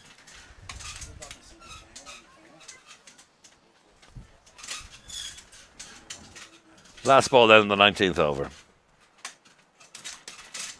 And it's in the air. Oh, and it's beautifully caught. I thought that was going all the way for 6, but the fielder down there standing on the ropes judged it absolutely beautifully. And the 7th wicket to fall. You say it was a free hit. He went for it. Out for a duck is Tonge, but what a catch that was. Yeah, Matthew Humphrey's the man out there. Feels like he had all the time in the world to take the catch. He knew exactly where the rope was. Just a little bit toe-ish from Tonge. Jumps up, grabs it, keeps his balance. That was the important part. How to look down. Fancy bit of footwork to finish it off. So really good final over from Josh Manley there.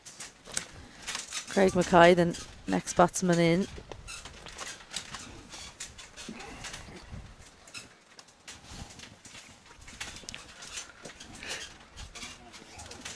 Just the 7 runs in that over. So in the context of the game, especially the second half of this innings, an excellent spell. An excellent second 2 overs from Josh Manley. He's the only bowler who came back and didn't get smashed around the park. It's going to be the captain then to bowl this last over. Again, this cat and mouse games goes on between these two. Badur stepped away from his stumps initially, remonstrating with the bowler. That's good running to get through for the second. Badur on 49 now. He's been really good between the wickets, hasn't he? His running's been excellent. Whitworth taking all the pace off that delivery. And again. Oh, is that out? Oh, no. Well, there's a great juggling act down there. And Badur's got to go to his 50 as a result. It was Matthew Humphreys again. He took the catch in the last over. And just when he threw it up to himself, he didn't throw it actually far enough in so that he could catch it, but parried it back in. I've never seen that before where it's been parried twice. So 50 runs for Badur off 29 deliveries. Himself and Thomas Johnson doing all of the work for Leinster down the middle order, late to middle order. Well, hopefully we'll try and get the boys to give us a replay of that. That was just amazing stuff. Is that LBW? Nope. Run through for a single. Yeah, I think it just hit him outside the line there. Whitworth disappointed. I think it would have gone on to hit the stumps, but didn't hit in line. So that saved Mackay. Yeah, here it is again now. Yeah, have a look. Ooh, throws it up to himself, but not far enough in. So he has to get inside the rope. Then he has to parry it back himself again, but couldn't get any elevation. Another 6 while we were having a look at that from Badur in a similar area, but got the distance this time to send it over. Yeah, this is the replay of it. We're looking at the replay. Obviously, they're getting through the overs quite quickly now, but it's another maximum over the fielder's head into the field.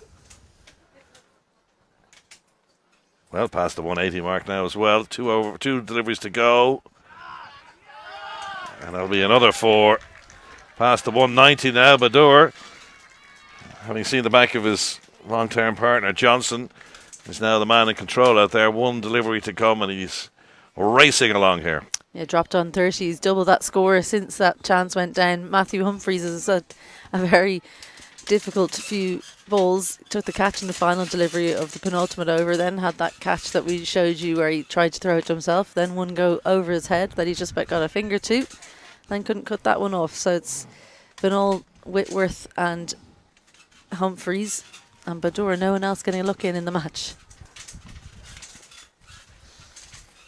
Mackay stood at the other end. He's not going to face any more deliveries to the last ball.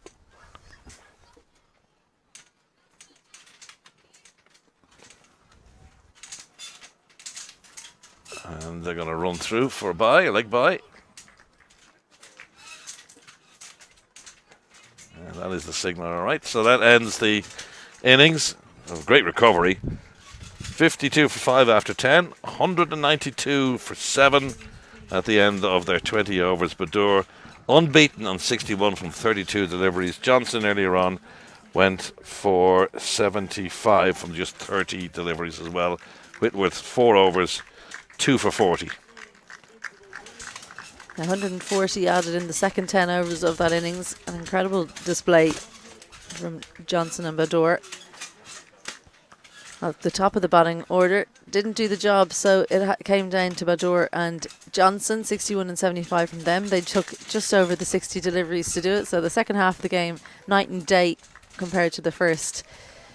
Azhar Dabir, Pat Patel and Carroll went quite quickly. Mundra as well, but then Johnson and Badur came together. Tanja Mackay got out in the middle, neither of them scoring, but that partnership between the two main scorers helped elevate Leinster to 192. There is that partnership, 118 down there at the bottom. Badur was the mainstay on the left-hand side for the second half of the innings, but that partnership really dominating the performance, 118 from them. Bowling figures. 2 for Manley, 2 for Humphreys. Manley's 2 from 4 overs, yielded 20 runs. Who's the pick of them? Humphreys 2 wickets as well, and Whitworth expensive 4 overs, 2 for 40. And here is your match summary. So Leinster asked to bat. They'll be happy with that. Lisburn won the toss, elected to bowl at the end of the 20 overs, 192 for 7. Break of about 10 minutes. We'll be back with the reply with Lisburn looking for 193 runs for victory.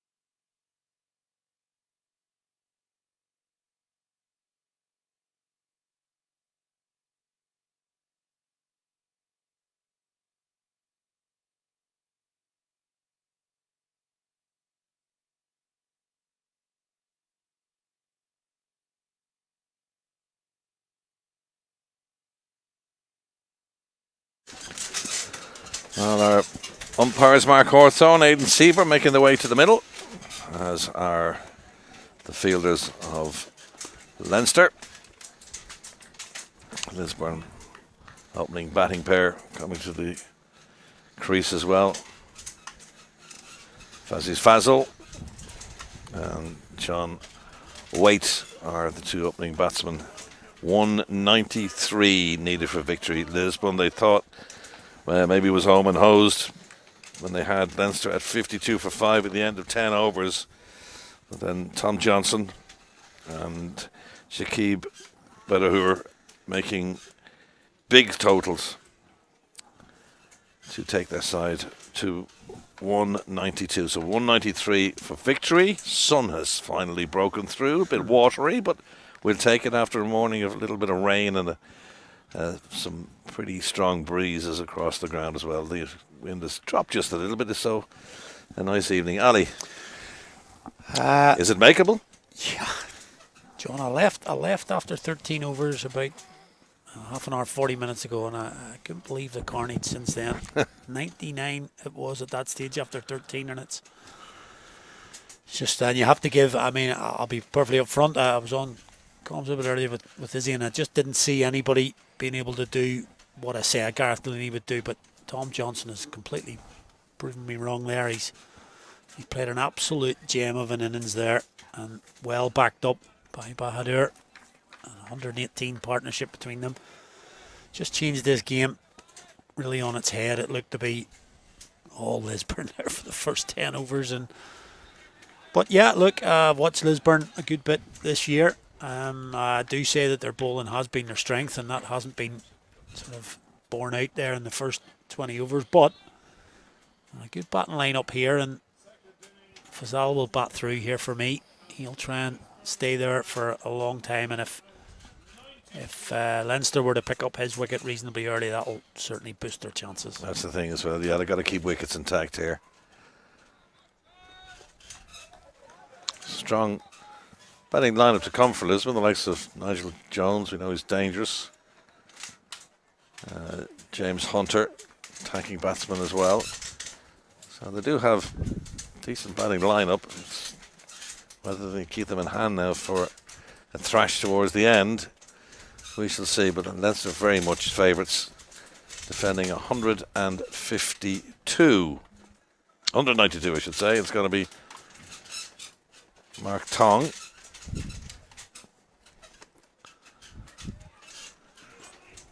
And immediately a run down the leg side wide. A loosener, let's call it that. Yeah, we saw a little bit of shape from Ram Macbeth from that end at the start of the innings. Start of the Leinster innings, so a little bit of a shape, something very similar actually. He just missed the stumps of the first ball. The difference was that went for 4 byes. So I'm getting away with that one a little bit. Rian Cassidy behind the stumps for Leinster. Alongside him is Bahadur, whose first slip. Power play, first 6 overs, only 2 fielders allowed outside the ring for those first 6 overs.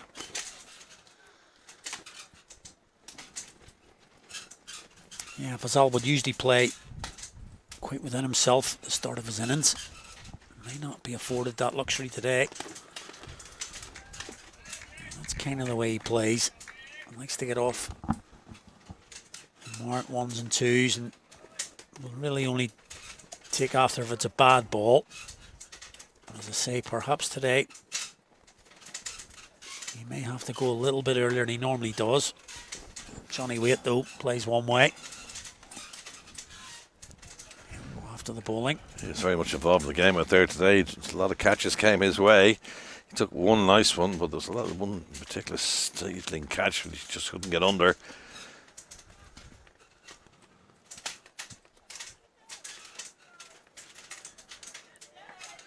That's well bowled. Yeah, nicely bowled. Ramped him for room. He's a big lad. Is Johnny Waite.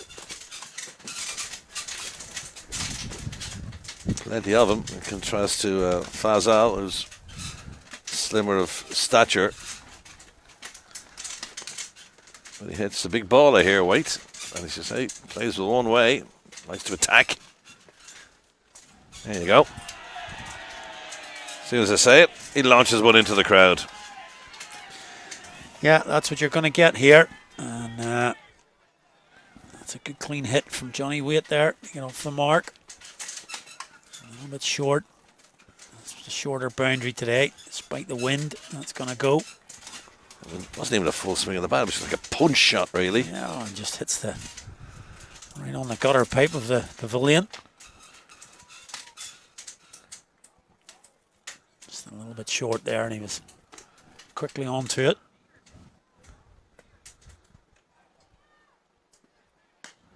It's hammered down the ground. Complete contrast to the previous shot. That one down to the mid-wicket boundary, all along the ground. Hit with power, though, as well. So 10 runs coming from White's first 2 deliveries. And they're immediately on to 12 without loss. Yeah, I'm basically saying that Fazal might work his way into his innings here. I don't think you'll see too much of that from Johnny Waite. He'll be going ball one, as we've seen. Well, he knows what they have to do. They're chasing down 193, so there's no point in standing around waiting on ceremony in a T20. Absolutely not. Take the chances when they come.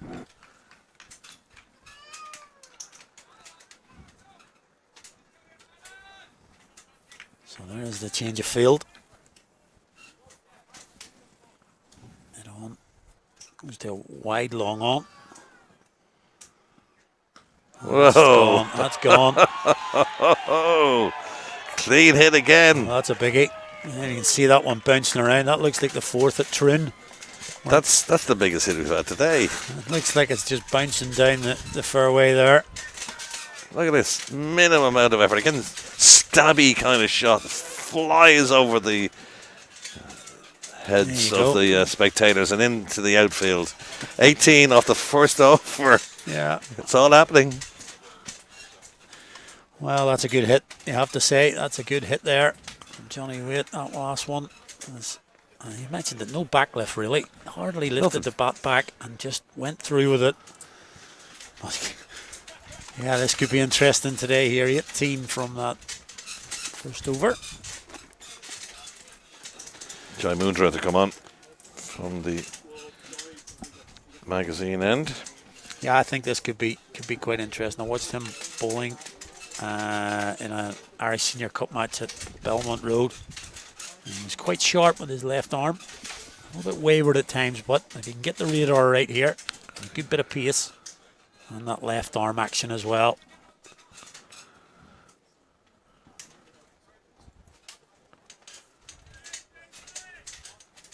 But yeah, that last 3 balls, that last over gives us a bit of an inclination of what could be a bit of a cracker here. The park.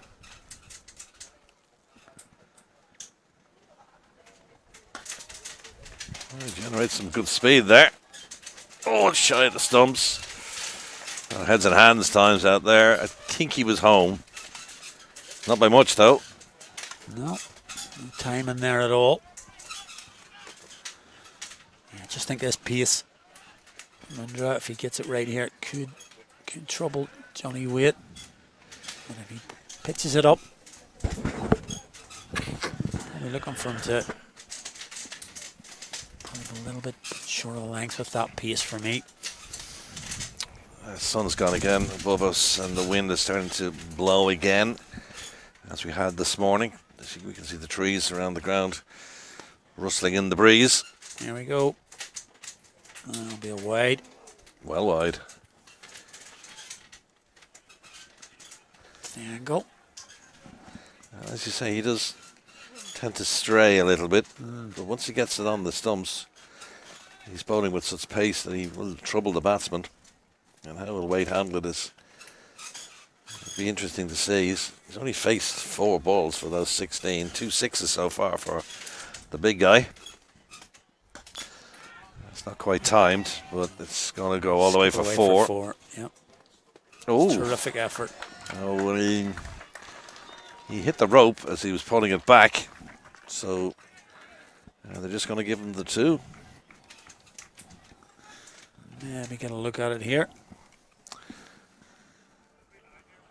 Good chase down. We obviously thought it was going to go for 4.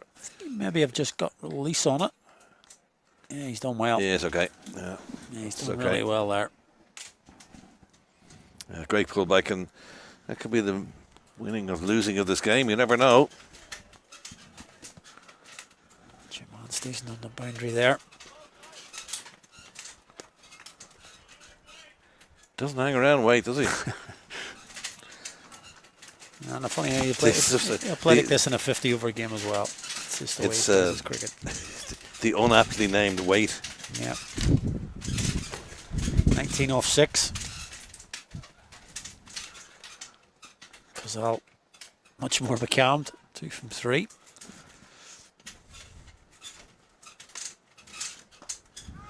He's playing a test match at the other end.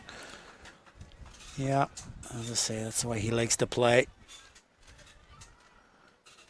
And then gradually increases his strike rate as he goes through his knock. Been a fixture at Lisburn. Fazal, there he is. You often see overseas professionals come in and stay for such a long time. Connection with Lisburn now. That's Fazal. That's well bowled. Ooh. Just dropped short. Almost to C and B.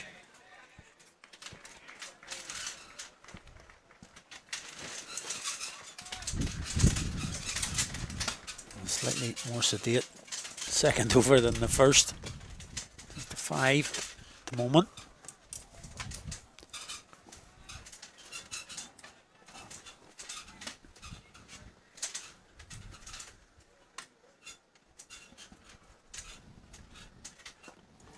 That's cut away nicely. They're not going to stop that. That's beautifully played. Off the toes. Whipped around the corner. Couldn't get out of the over. 27 without loss at the end of 2. Yeah, much more conventional type shot there from Fazal. Lets the ball come on to him. And just works it around. Past the leg there. Shorter boundary goes for 4. As you say, just changes the over a little bit from one that Leinster would have thought they were doing okay. Goes up to 9 and there's 27 from 2. Change of bowling straight away. Skipper is going to take the ball. Lalazar.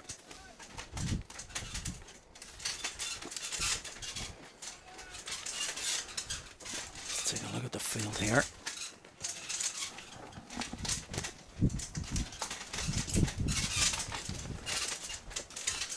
Just going to ball again. Be a similar left arm. So yeah, just wondering where the second fielder was going to be placed outside the circle. So dropped Keenan down to, are they going to move him back up again? It's in out at the moment. He goes back up into the ring. Shake it all about. And they're going to send out mid on. He's going to go back, so it's long on and deep mid wicket. Well, your guess is as good as mine, isn't it? We have to place the field and the way he's hitting the ball. Well, those are the areas he hit. He hit the ball in the previous over from this end. So they've gone with that again. Can he go offside this time?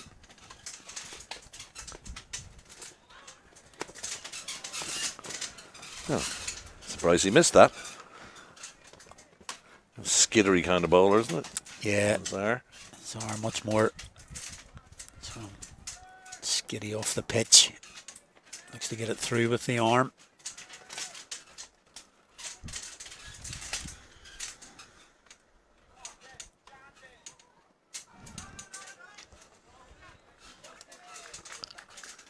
Tied up with those first 2 deliveries.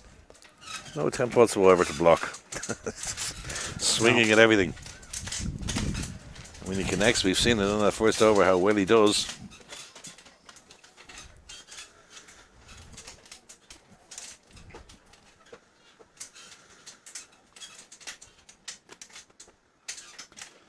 Well, good night. Thank you and good night. Again, another one downtown. A couple of people just walking through the park there, and I remember seeing a sign as I walked in that people walking around the park should always be on the lookout for cricket balls, and It's definitely the case there. A couple of people down the ground there. Maybe just taking a leisurely walk. That's got a long, long way. That's the furthest we've seen today. That's a big hit. I fear for that one on the bike. In fact, one of the fielders has gone down trying to find the ball and nearly on the road. He's halfway across the road there, I think. Joey Carroll. There he is. You might as well stay there, Joey. I tell you what. That's a big hit. Massive. 3 sixes in the inning so far for Johnny Waite. On to 25 from 9. Yeah, I think I will have to check that ball. Bounced off the road a little bit there, I think. Yeah, there is a pathway out there which brings the cars and spectators into the ground from the main road. That's how far that went. There's a template there from Lamazar just going across. It's whether Johnny Waite can counteract that and try and get the ball on the offside. We've seen what he can do down the ground on the leg side.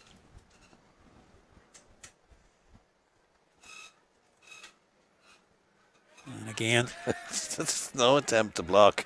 It's just swing and hit or swing and miss. yeah, Such a contrast. Fazal just has a bit of a chat there. Steady on, old chap.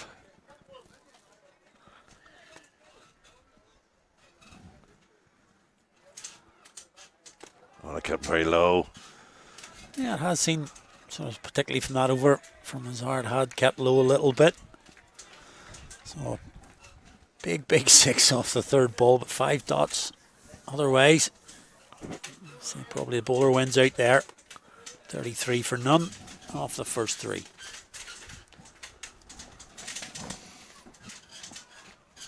So exactly 11 runs and over. That's well over what's required here, but still a long way to go. No wickets to fall as yet. Wait on 25 of those 33. Fazal on 6 from 6, much more circumspect, but did clip a nice 4 off his legs in the previous over.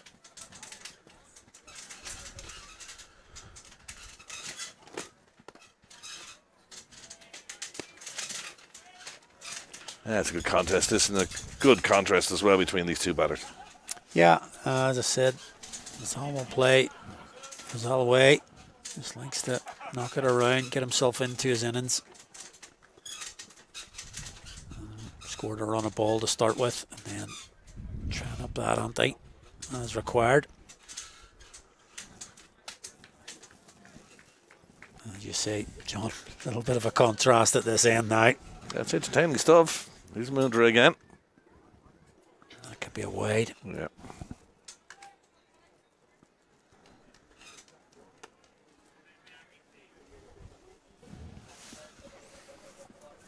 So yeah, T20 finals day.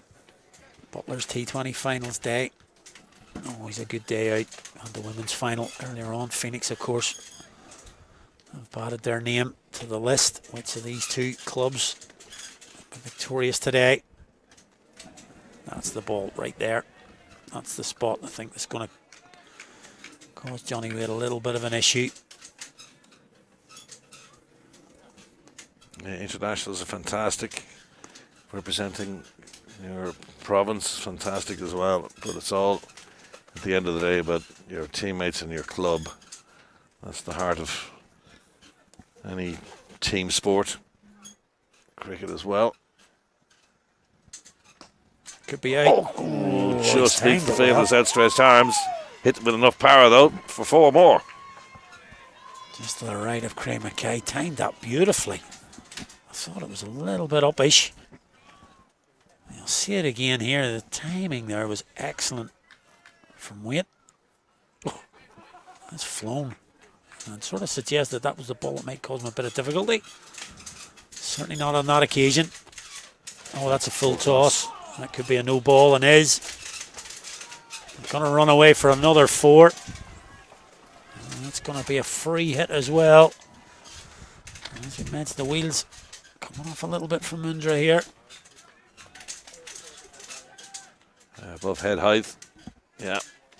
The square leg umpire would have called that. He just lifted it over the ring. Down for 4. Free hit.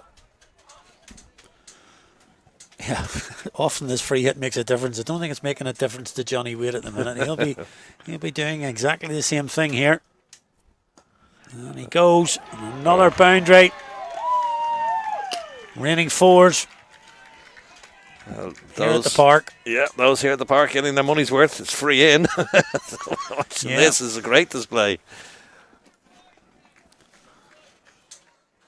3 4s in a row. Where do you put your fielders, though, when he's in this kind of form? Only 2 allowed outside the ring as well. We're not even just over halfway through the power play, and they're already 48 without loss. In the air. Got away with that one. It's another 4. Spins away. And these two have brought up 50. Fazal is on 7 out of that 50. Johnny Wade, well, he sort of said that in the first innings he could have taken a few catches there that maybe cost a few runs, but he's paid them back already. Oh, in spades. That's not exactly where he intended to hit it, but he got a bit fortuitous there. There's 3 fielders down there waiting for it.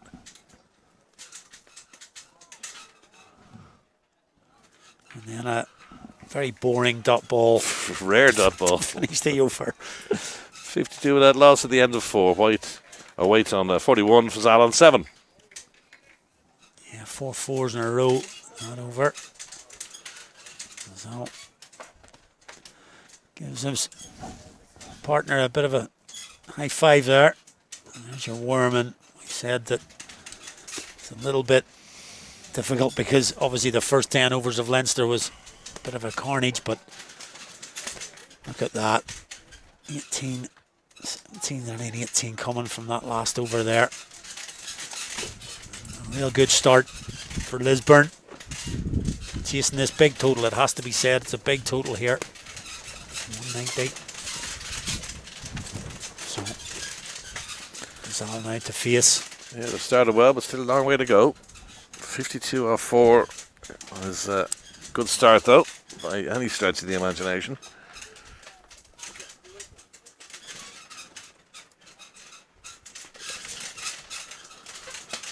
Wide down the leg side. Go on that one again.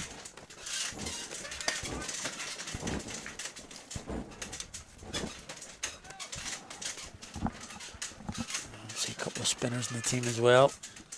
Joey Carroll will bowl. The options are there. Of course, Leinster coming in today. Senior Cup champions last year at an All-Ireland level. And they won the Senior Cup at Warringstown last year. Of course, this club now we're playing at today. They're the current holders now. Just a couple of weekends ago, winning the Irish Senior Cup. Phoenix winning by 1 run. Heck of a game that. It was in Cork, wasn't it? Yeah, so it was. Worked around the corner right into the gap. Should get 2. Yeah, Phoenix about 210 or something they made around that figure. And they looked like they were dead and buried. And then they collapse. 1 run. Extraordinary finish to that game. Yeah, second last ball of the innings, and Phoenix are the AFC champions. But as I say, Leinster won it last year, so they're going for back-to-back All-Ireland League titles. Okay, different format, but some effort. Still a national cup. Yeah. We've seen a lot of this today, isn't it? Bowlers aborting their run-up. Yep, some of it well, just a little habit, and some of it is. Azar had his own private battle, didn't he, with Whitworth in the when he was batting. He'd step away from the crease, and Whitworth would step away from the bowling as well. And I've seen him, Azar, doing this 2 or 3 times so far. It's in front of square, and it's going to run down that hill. Classical shot again from Fazal. It's worked into the leg side. He picks up another boundary. Say the contrast here. Huge. Is enormous. Fazal just content to work the ball and waits all power. It's an exciting partnership. It's not just working the ball around the ground, old-fashioned style, waiting for the ball to come onto him, just flicking around the corner. That's probably his favourite shot. Weight at the other end, bludgeoning the ball to all parts. That's clever. Little push and run. You've also got to make sure that ball hits the stumps. You got to make sure that your partner's not sitting back on their heels, that they're ready to go. Yeah, Johnny Witt would have batted with Fazal the whole season here. Pretty good understanding now.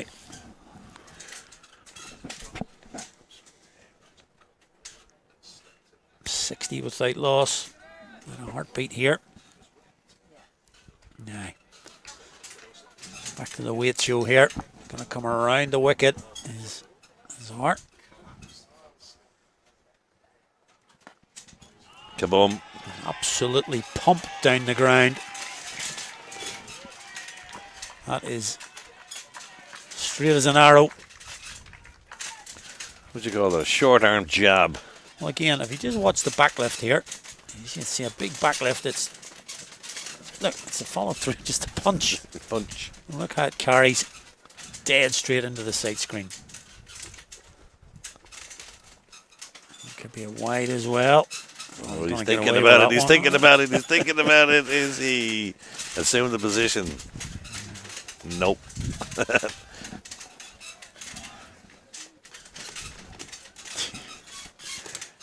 Gets away with it, that one.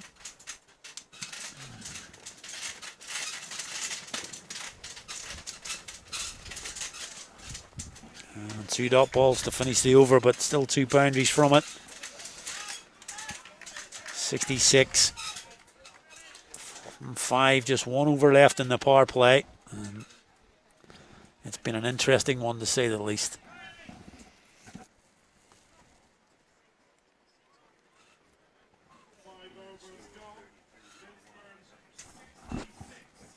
Leinster 33 for 1 at the same stage, so they're well ahead.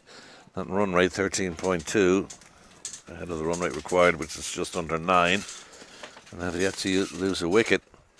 So far so good for the boys from Lisburn. And we're going to have change of bowling and with a spin for the first time, trying to curtail this onslaught. Yeah, obviously that comparison we've got to take it a little bit, because it was only after 10 overs did Leinster put the foot down. Completely opposite here. Lisburn, necessity of course, chasing 193. So spin comes on. Saqib Bahadur batted really well. Yeah, made his half century. Big 6-wicket stand between himself and Tom Johnson.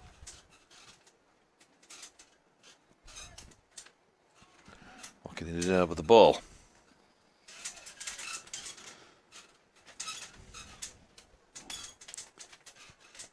Fazal in the air. It's been dropped. Dear, dear, dear. It's going to go away for 4. Rub salt in. That should have been a wicket there. It's marked tongue there in the covers. Rubbish. It's bounced in front of him. I take it all back. Apologies. I thought that had carried. Disappointing answer for him is actually he let the ball get past him. 4 more to the total. Oh, it's just blocked by the umpire there. That shot, so apologies to Mark.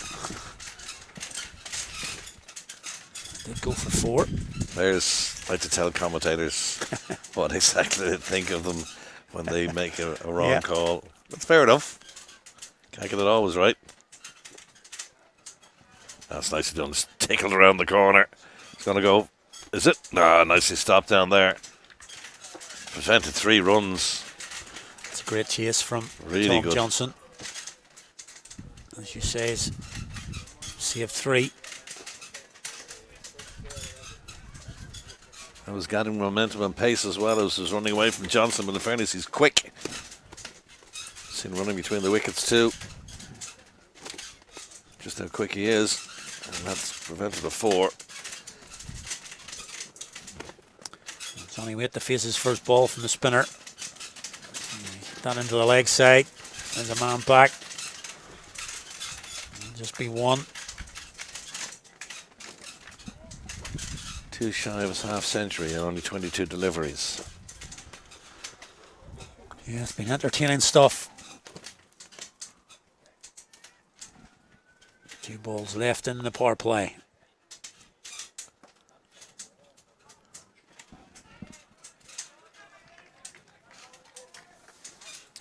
Going into the over. Butlers first ball going for 4. You might say fair enough, that's a loosener, but so far, since then, just a concession of 2 runs as he reached the last ball in the power play.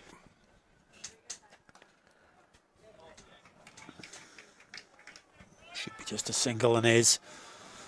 So that takes us to the end of 6. And, well, we got a game on our hands here. 73 without loss. Fazal on 20. Johnny Waite on 48. Partnership of 73 here. And they haven't got a wicket yet. There's the signal from Mark Hawthorne of the end of the power play. John Kenny's going to take a little bit of a breather after that whirlwind power play. I'm delighted to welcome back Isabel Joyce. Well, has he been watching the back of the box? There's been a little bit frantic, let's say. Yeah, it's been frantic, but at the same time very casual. The way that Wade's gone about his business, he's just going one way. I suppose it's a simple game plan. Just try and whack as many as you can. He doesn't seem to care where the fielders are. It might be a little bit more difficult now with the field out. I have to try and find a way to get him to hit towards the long boundary and kind of hit the outside or the inside half of the bat, get him to hit something so you can catch him. Can't really afford to bowl at the stumps because anything that goes that you bowl straight, he has the power. He can take you down the ground. You kind of need to keep the ball away from him, outside off. I was quite surprised in the last over because Bilal Hazard tried to do that with his left arm, push it across him, and had been quite successful in doing that for a couple of balls. And then he came around the wicket, sort of angled it back in again. So that's kind of where I was going with it. Yeah, in terms of keep it wide. I completely agree. As a left armer, one of your weapons is that you can push it across and you can actually get the ball to continue leaving the right-hander. I see Joey Carroll on now. He'll open his spell bowling to Fazal.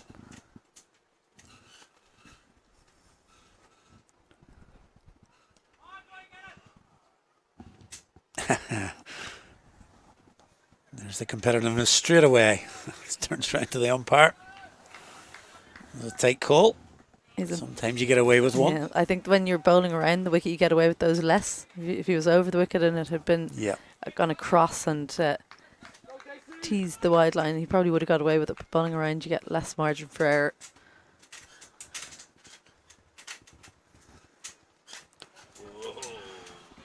Fazal joins the party now in terms of the big shots and one bounce over the rope, well fielded down there.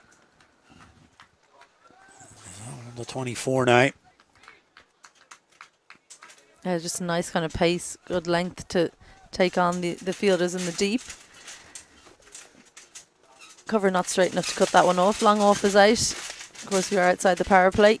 Third fine, square, cover and long off are the 5 out.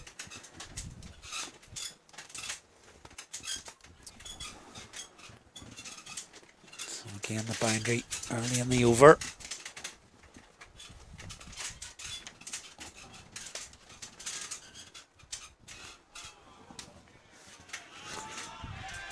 Safest shot in the book, really.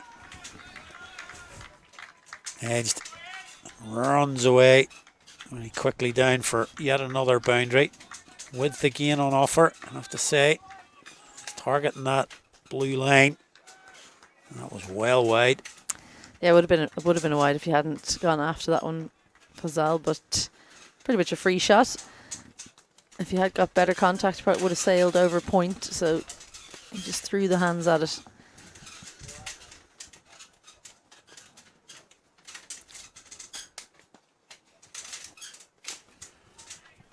Much tighter line off that delivery. He's so good at that, Fazal. You don't see that much. Just the weighted push to mid-off or mid-on and then run, because you know they're back on the ring. But it seems to be a feature of his game. It really We've seen is. a lot of him. Yeah, I was just about to say such a good point that is, because that's exactly what he does. He has got that ability to drop the ball in the gaps in the infield and pick up singles. He's excellent at it. That's how he builds his innings, and it's something that a lot of cricketers in this country should watch and just see how you build an innings, especially in a 50 over game. Not so much obviously here, but how to get yourself running without running, you know what I mean? Yeah. He's very, very good at just dropping and picking fields, and just exact call you've just made there, that one, he's just dropped that to the mid-on and taken the single.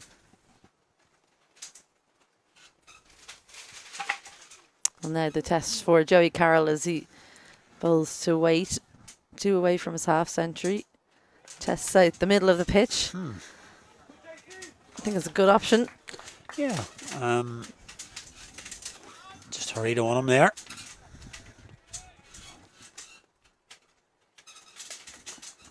So he's down as Jonathan Waite, but he's known as Johnny, is it? Oh, it's a little bit Or of both. John? It's Jonathan. It's just probably his. It's not just his mum who calls him Jonathan, Jonathan, is it? yeah. No, Jonathan is. You would say it's Jonathan Waite. It's not really a Johnny. Okay.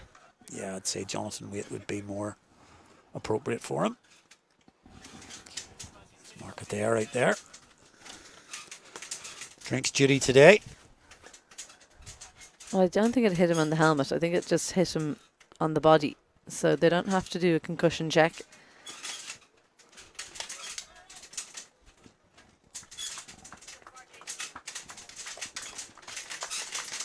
Margaret there gets a very well-deserved round of applause for running out to the middle and back.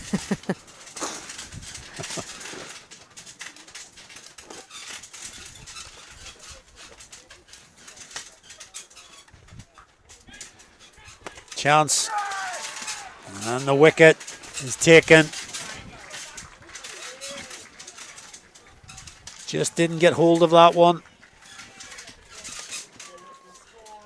Yeah, Tristan De Beer in the deep. Tristan De Beer right there. Forced with the short ball, forced Johnny Waite to play it flat. Found the fielder in the deep. That was what they needed. The crowd have got to their feet. They really enjoyed that innings from Jonathan Waite. But the shorter delivery it was that managed to get him out in the end. Just leaving him a little bit as well. Yeah. Going to the offside, and he probably went too square. Should have gone straighter or even into the offside. That was a big pressure catch. Tristan De Beer, he was disappointed earlier today when he was run out really early on in the fixture. He's taken an important catch. Yeah, right in front of the pavilion. Lots of people there. Sure, lots of chat going on behind him about what's happening. And he kept his eyes on that really well. Yeah, you're exactly right there. Just looking at the replay, it was just that extra foot outside the off stump that he had to fetch it a little bit. And that's caused his downfall. But yeah, like 48 and 24, can't really knock that. Terrific effort from Jonathan Waite. Yeah, 83 for the first wicket. It's very different to the first innings when Leinster struggled for the first 10 overs of their target setting operation. Nigel Jones, the new man in. He's got buckets of experience.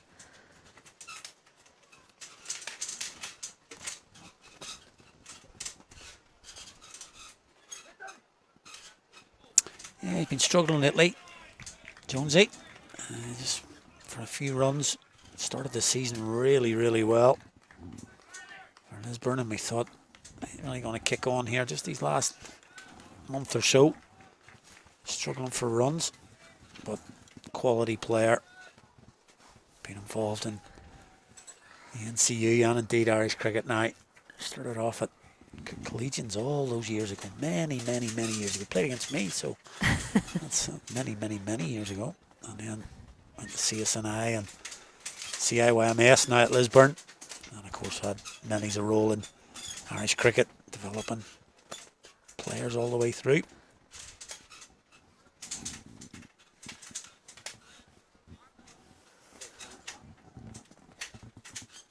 Saqib Badur with his spin.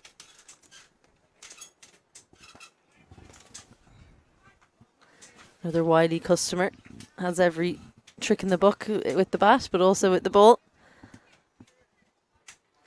Yeah, he was really good to watch. As he sort of mentioned that when he came to bat, he was going to try those sort of square shots, but reverses and laps and things like that, and that's exactly what he did. It was just that change of momentum with Johnson. Johnson more the power hitter, similar to that. Johnny Waite was the power hitter in that partnership. Johnson was the power hitter, but Bahadur was able to work it around. You're right, he might do something similar with the ball here, just a few little changes here and there. Yeah, so apparently he'll bowl the leg spinner, the off spinner, googly. Someone's walking behind the bowler's arm, I think, here. But I don't think any of them get a particularly large amount of spin.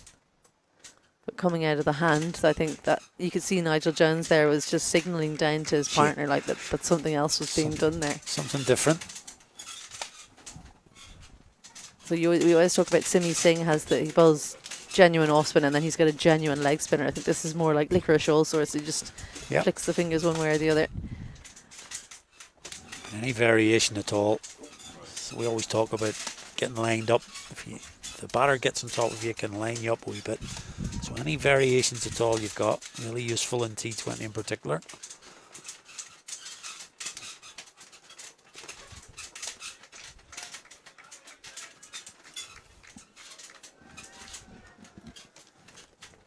So these two just looking to build something here after the explosive start from Jonathan Waite.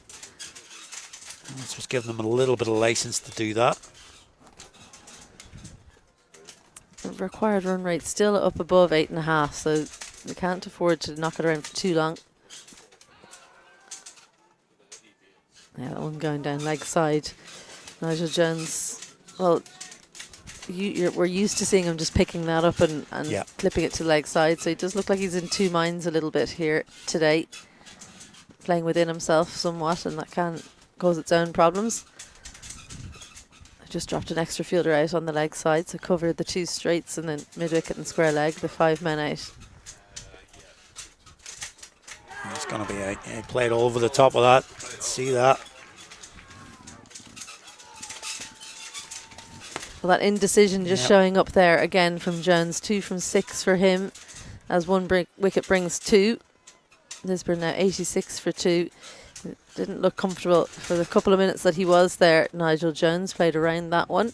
Badur getting his man. Yeah, you're right. Didn't look overly comfortable, even though he'd only been in a couple of overs. Didn't really look comfortable there, and just skids on, and you can see him doing the same things you were talking about, just over the top, skids on through. It looked a little bit like Orisha Foysal's bowling earlier. Yeah. Kind of lined up like the leg spinner, but it just skidded on. Maybe top spinner in the end. Neil Whitworth, the captain, out at number 4. So it's important that they don't let this run chase get away from them here. Lisburn's always the difficulty when there's a total as big as this, that yes, they had a brilliant start, but they need to go in and around 10s. They needed to go in and around 10s from the start. That beginning did mean that it brought it down around 9, but that's already jumped up to 8.92. A couple of deliveries ago, it was just above 8.5. So that shows you just 1 or 2 quiet deliveries, and it pushes that required run rate up. Well, not just the runs at Leinster. That's what 192 gives you. It gives you that little leeway. So if something like has happened, 70 off 6. And you've still got something in the background. You're not done and dusted. You've got that chance, and you've taken 2 wickets here. Immediately slowed that run rate up. And every ball now, if it's a dot ball, will take it up even further. So still 9s needed. Still gettable. Don't get me wrong, there's still plenty of firepower over in that Lisburn tent. But it's a very long time to go at 9s. Going at 9s for 12 overs is not an easy feat. It doesn't allow for one good bowler. Joey Carroll just finishing off his action a little bit better this over. Early in his previous one, just wasn't quite finishing it off. Difficult when you come around the wicket to get it in towards the stumps. So he was kind of floating it wide, out near the wide line. Much better now. You seem to say if you're looking at 9 and over, you're immediately thinking you need a boundary per over then to get you near that. So it's something that Lisburn are going to have to look at. Usually you're only looking at that for maybe 5 or 6, but it's well filled out. Good ground fielding this time. I took the catch. Good ground fielding there. Keeps it down to 1. Yeah, that was it with some power, but Tristan De Beer came around, collected it cleanly and got it back in. Somebody to Nigel Jones. It's a big innings this for Neil Whitworth. He's had sporadic periods of runs this season, but I know from speaking to him, he doesn't feel he's made the contribution he made certainly last year. And skipper, this is the day that he'll want to stand up and make a really telling innings here. Yeah, so often your captain is player of the match in a final, aren't they? That's why they're in that position.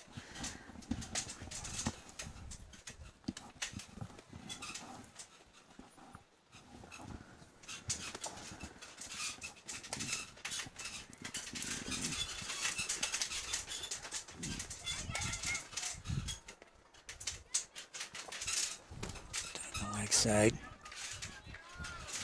You just see another one of those sightseeing buses going up to Phoenix Park. Maybe tell them to pull over and just pop into the park for these last 10 overs or so.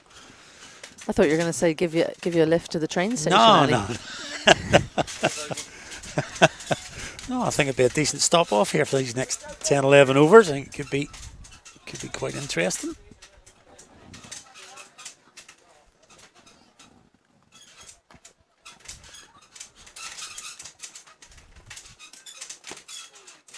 Oh, well cut out. It's really well done. Excellent stuff from Rian Cassidy behind the stumps. Always difficult, those ones, to tell where the ball's going to go. So just one quiet over and required run rates up near 9.5. That's how quickly a quiet over or 2 can put you in a bit of trouble. They've gone from needing about 8 and over to needing near 10s.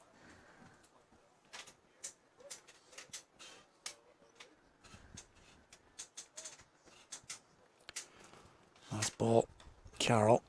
That'll be another dot. It's a terrific over from Joey Carroll. Just a 2 from it. And immediately then ramps up the pressure on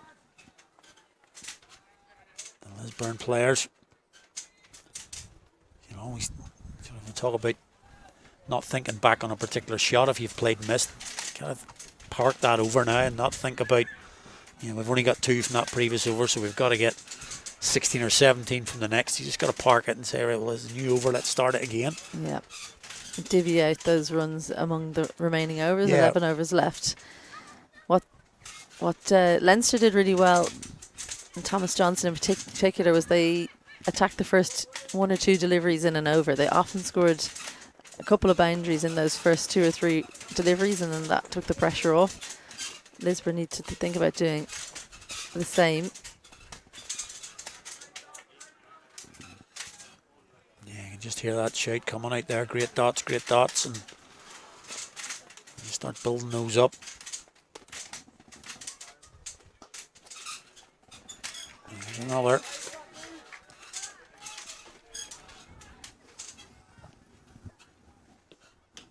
They're just sending Mark Tong back a couple of yards.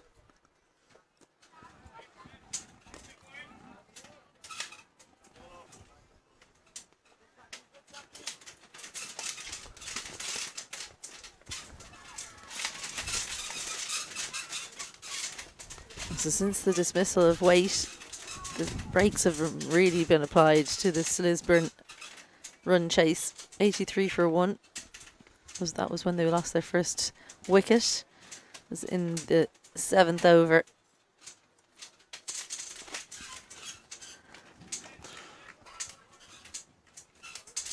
Yeah, and Sal was content to go along as he was going along with the guy at the other end, putting it all around the park. Right. Those ones aren't going to do it anymore.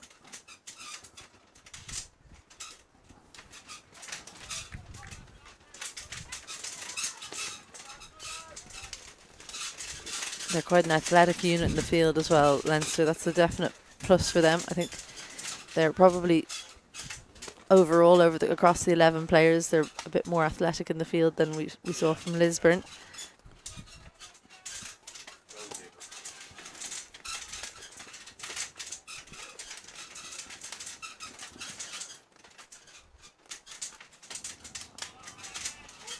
That's a nice shot into a gap in that pocket.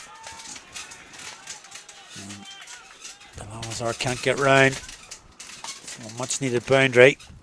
It's been few and far between lately.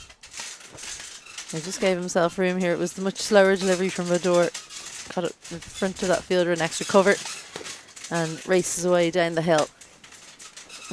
Desperately needed boundary there for Lisburn. 10 overs gone, 95 for 2. So they are in the hunt here because they just need a further 98 for victory in the second 10 overs. So pretty similar to what they did in the first 10, but the difference is they don't have Jonathan Waite out in the middle, so someone else has to pick up the mantle now.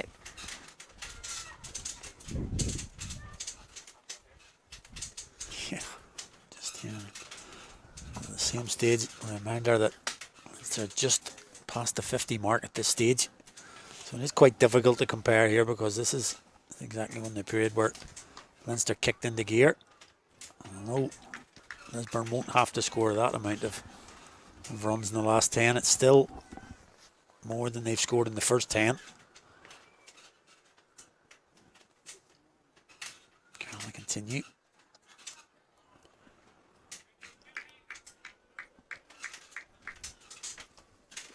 He hasn't been afraid to bowl the short ball. It's a good weapon for him. I really think it is. Just watching him here. Again, he's just changed it up. He hasn't just come in. If the opening bowlers seem to just sort of put it in the same area for Waite to play, there wasn't really that change of thought. I think that's a lot to do with thinking cricketer. I'm not sure Tonge has the pace really to bowl a bouncer. No. So that's not really an option for him. Bilal's a skiddy bowler.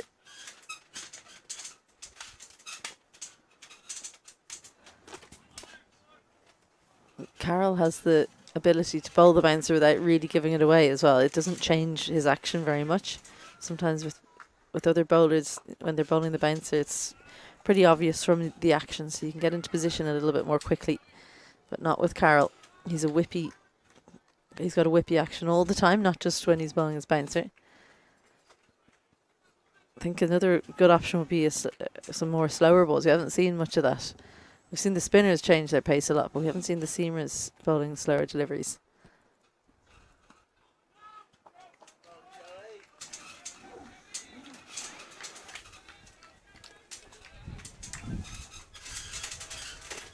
He's got the habit after he bowls, Joey Carroll, of sticking his left hand up in the air as if he's about to appeal. It's very off-putting, I'd say, as a batter. Keep an eye out now next delivery to see does he do it. It'll be the one time he doesn't. Yeah, of course. Just because I've pointed it out. It's got the collar up.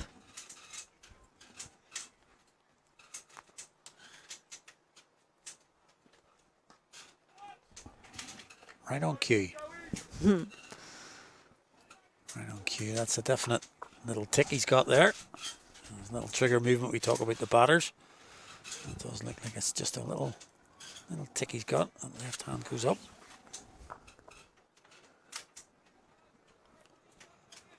Just looking at Fazal here. Right. I mentioned how he likes to go about his innings. To me, he just seems to be a little bit more agitated here. I think he's really going to have to get on the go. He's signalling to the teammates, the dugout. What's he signalling to them? I think he just wants somebody to come out. He's asking for a drink, but I think just looking a little bit of, I don't know whether he wants the coaching staff to to give him a message or something. He just seems a little bit agitated at the minute.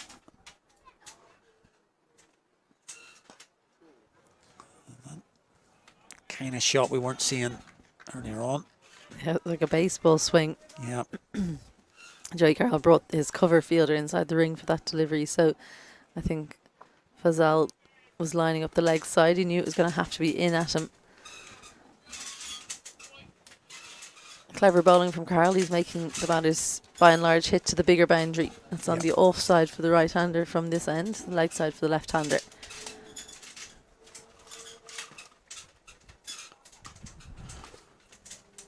This time again from Whitworth. Real good stuff this from Joey Carroll. He's come on, affected the wicket first up. But since then, he's bowling real good. Lines, pace, deception. All kinds of different things coming from him. Good thought processes, as he mentions there, about bowling to the offside, which is the longer side for the right-hander. They've only added 16 since the fall of that first wicket. That was in the 7th over. So it's really, they've found it tough since then. Seen the back of Nigel Jones as well, one of their stalwarts in the team. So Leinster really, you'd have to say, on top at the moment. 94 required from 54 deliveries, so almost 2 a ball. A couple of sixes wouldn't go astray here. Definitely not. It's kind of just been a complete flip-flop from what we watched in the first innings, which was really difficult in the first 10. They were losing wickets constantly, and when I left you at 13, I thought, well, are they really even going to get their total here? And I came back and wow.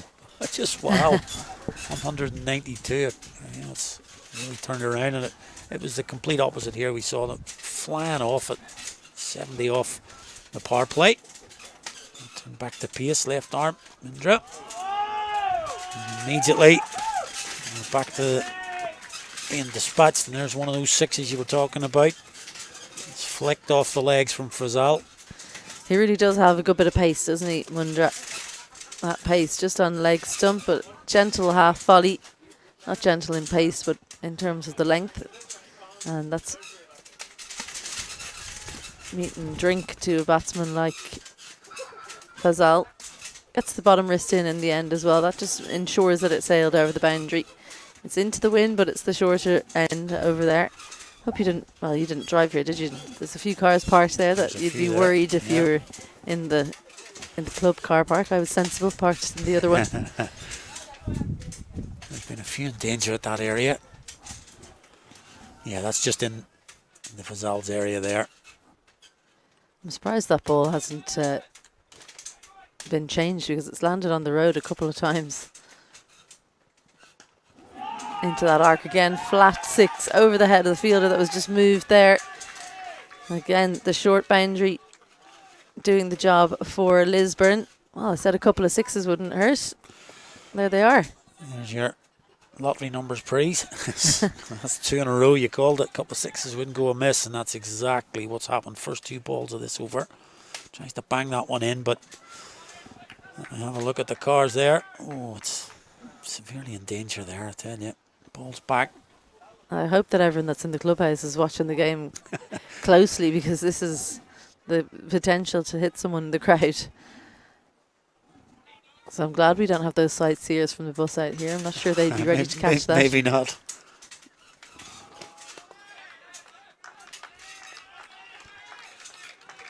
Has to just try and make sure he only goes for singles. 50 up for Fazal. Yep, as I say, let's see if he's going to tick through here. Should be just 50, I think. He goes on there. Now he's a time he'll kick into gear. Usually does now once he reaches a milestone. It's the only thing he's always talked about in the NCA. He goes from 90 to 100. And you get to 90, no problem, run a ball, and it takes a little bit of time to get to his 100. Once he gets to his 100, off he goes. Off he goes again. He's had plenty of hundreds in the NCA over the years for Lisburn. I think he actually brought up his 50 with that 6, but we were too busy watching to see which card it hit to realise he'd passed the milestone. Yeah, very possibly. So, Very and possibly. so was everyone in the crowd. They only clapped it They after missed that it as single. well, yeah. Yeah.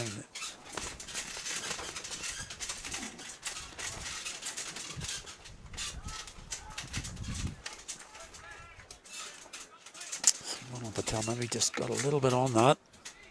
Parried it down to on the boundary.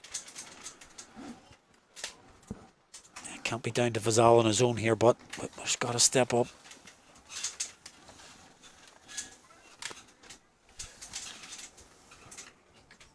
Yeah, those 2 6s really helpful now. They just need 80 from 50 balls. Still not the easiest task, but doesn't look as daunting.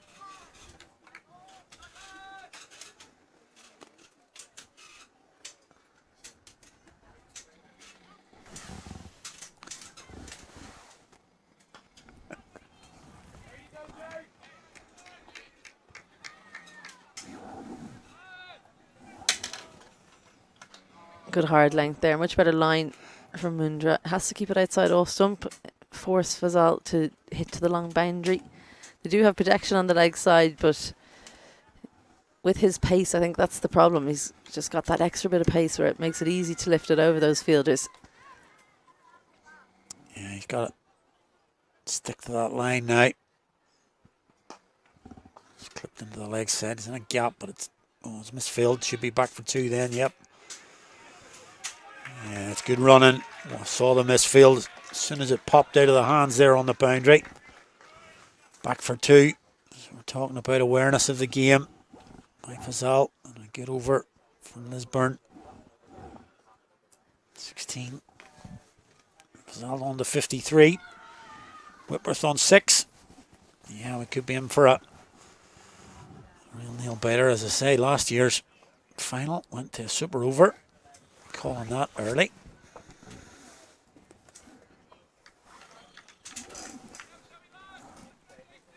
Neil Whitler's got to also step up to the plate here. 6 from 10.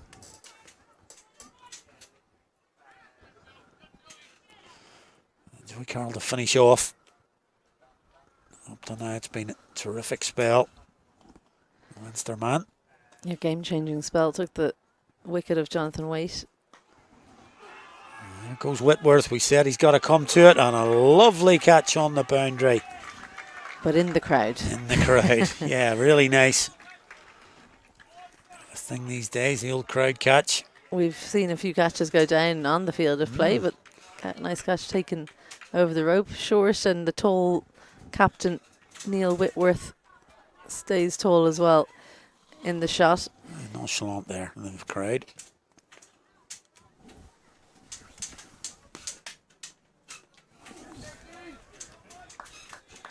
Good comeback from Carroll.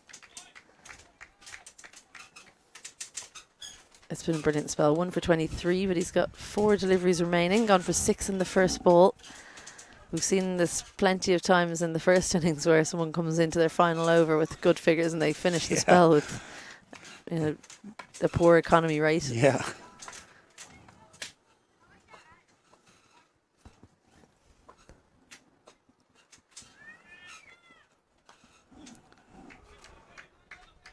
He comes down the track again this time.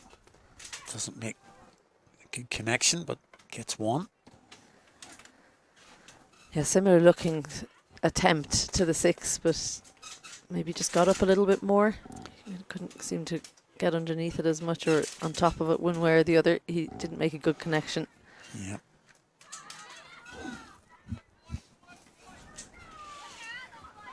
Interesting to see who bowls next from this end, actually, from the Pasley end after Joey Carroll finishes up.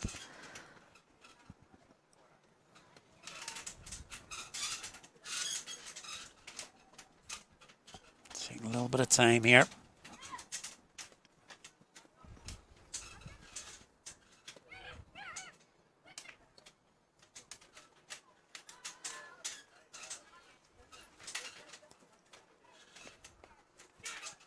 Oh, sure what happened there, and gonna get 2 at the end of it. Well, I think what happened was that wicketkeeper Rian Cassidy anticipated the ball going down leg side, but then it actually did it take the glove? Took the glove, I think, and maybe. A little bit of footwork. tries to kick it over the bar. Yeah, it's hit the glove there, and have a look at the left boot. Just leaves it behind. That was important. He saved 2 runs with that boot. He has done well there, because that would have gone for 4. Yeah, it was definitely going for 4 if he hadn't. It nearly went for 4 even with the boot.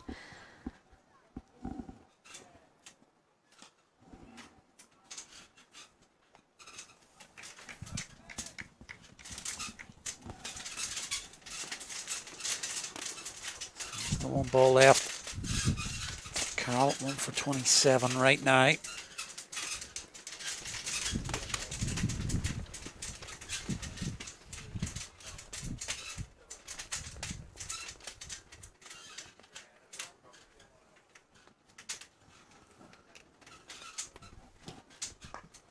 Down the track again. It's in the air. It's going to be right in the gap. Oh, would you believe it? Couldn't have placed that any better, Neil Whitworth. Might have been better over the boundary. Well, yeah, that's a fair point, yeah.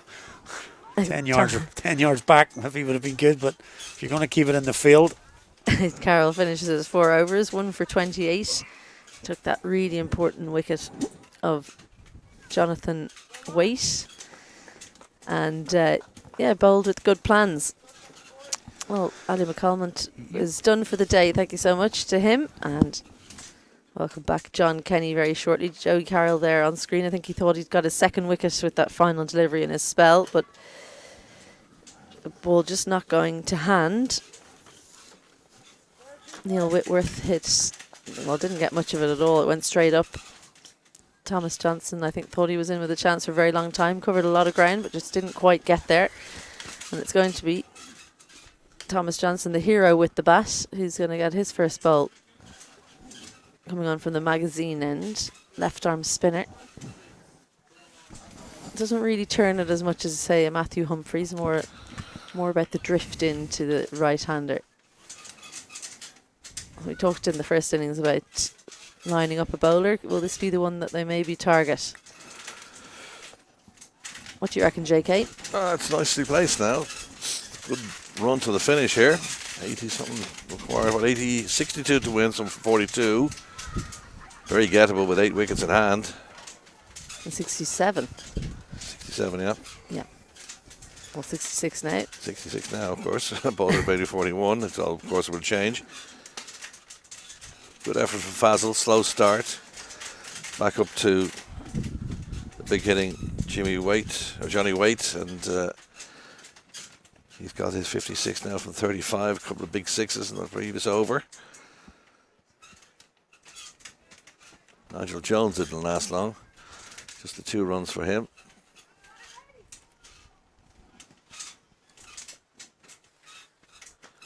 That's straight down the ground.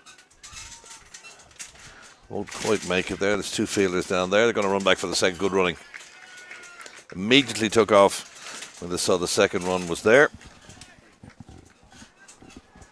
No ball as well. Overstepped Thomas Johnson, so there's going to be a free hit. He seems a bit perplexed about the fact that it's a no ball. But those are the rules, I'm afraid. You overstepped that white mark. It's a free hit. Can be run out. But that's the only way he can be out. He's not happy at all, is he? Well, the only thing I can think of is, was there an extra fielder outside the ring? Is that why he's complaining? Yeah. He's obviously perplexed as to why the no ball was given to him. He's a slow bowler as well. The chance of him stepping off the line are quite minimal. So he's obviously presuming, or we're presuming, that this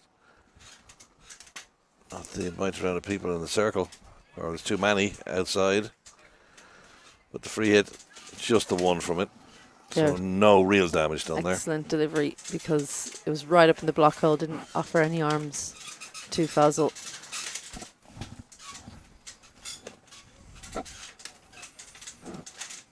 Evening time in Dublin City. Shadows starting to lengthen across the ground. We do have a little bit of late evening, weak watery sunshine. The ball's in the air. Keenan coming around to collect. Little fumble though. Allows them to come through for 2.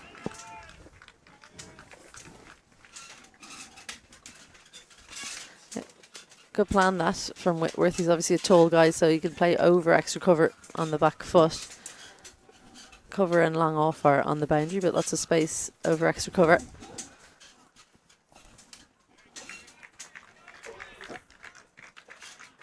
Yeah, nicely done. Just a little push and run.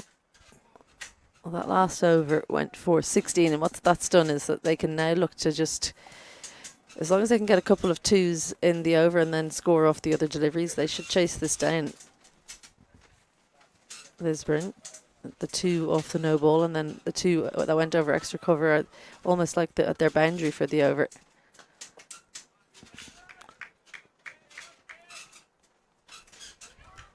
Sounds a little tucked up on that. Just a single.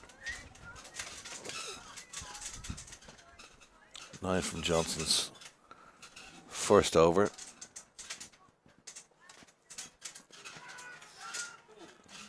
Half a claim. Only the bowler was interested, nobody else was.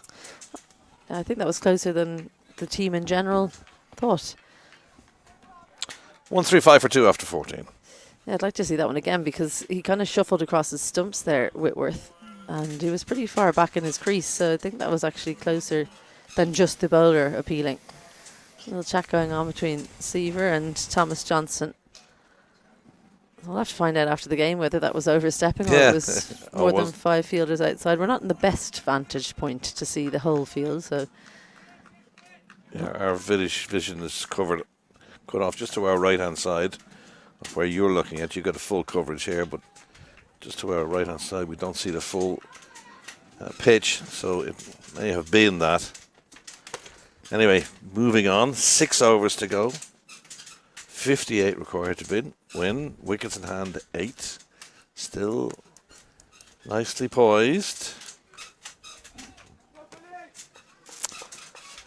Zara back on now. From the far end.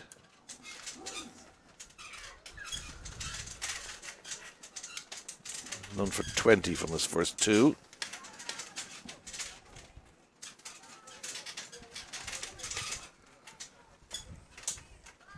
Bowled. I just played down the wrong line there. Quite an odd shot for someone who's on 60. Didn't do anything off the pitch. Good length, but Fazal misjudging it. I think maybe he thought it was going to continue to come in at him. Joey Carroll bowled right arm around the wicket, so that meant that it was always coming in at him, but Bilal is a left armer, so he can bowl a little bit straighter. Better contact. It's got to go all the way. 4 welcome runs for Fazali. Moves to 64 and 139 for 2 now in the 15th. Well, as long as Fazal is there, you think that Lisburn are actually in the box seat now. He's been able to pick up boundaries when needed. That one just moving in a little bit, helping Fazal send that backward of the square leg fielder on the boundary. It is the longer boundary, but it's with the wind and down the hill as well. Yeah. Gradual gradient down that hill, away to our right-hand side. The sun getting a little bit lower as well, so the fielders on the far side having to deal with the glare of that sun. That's well bowled, well dug out as well. It's right up. They're going to come back for a second. No, it's good running. That's good running. Immediately saw that the second run was there. Took off immediately.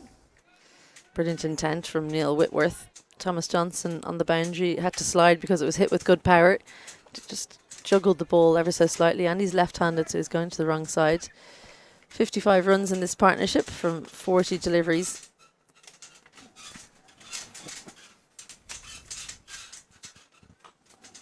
Slower delivery from Bilal. Not the best disguised slower ball I've ever seen. Definitely the arm comes over at a much slower pace. He's pumped into the covers for 2 more. Exactly 50 now needed from 32. And well, not so long ago you would have think that was absolutely impossible, but the way they hit the ball these days, Yeah, it's hard to believe that with 50 needed from just over 5 overs, we think that the batting team are in the box seat. Yeah, that's the thing.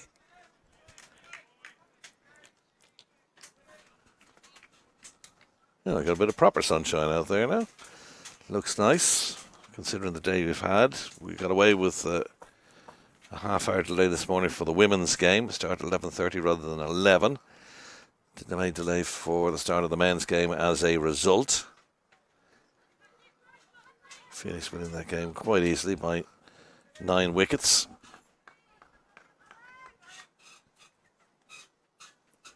Very entertaining knock of 192 by Leinster. A great start from Johnny Waite. 48 runs from him. That's in the air, but it's going to drop short of the fielder. And now Fazal has taken it on 69 and ably assisted by his captain Whitworth.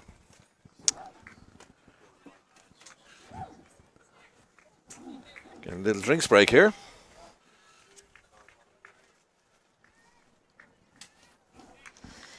Well, Waite was the attacker-in-chief at the start, 48 from just 24 deliveries from him and an entertaining knock. Fazal stuck around with him for a while, and once he was dismissed, he's taken on the attacking duties. Whitworth running well in particular.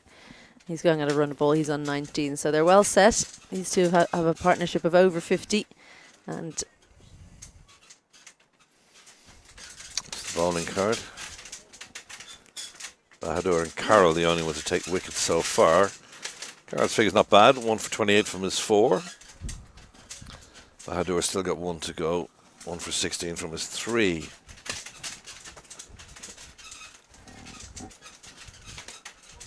Little mini drinks break there. 145 for 2. We have 5 overs to go. 48 runs needed, but 8 wickets in hand. That's the big one. Just to your right hand side of your screen there. Whitworth on 19, Fazal on 69. Like to carry his bat through to the end. Ooh. Bit of a full shot trying to work that into the leg side. Just chipped it in the air to no one in particular. Got away with that. yeah, leading edge, and you're just lucky if it falls safely there, because absolutely no control over that shot. Turned the bat too early. Could have gone back to the bowler, could have gone to extra cover, but landed in between them instead.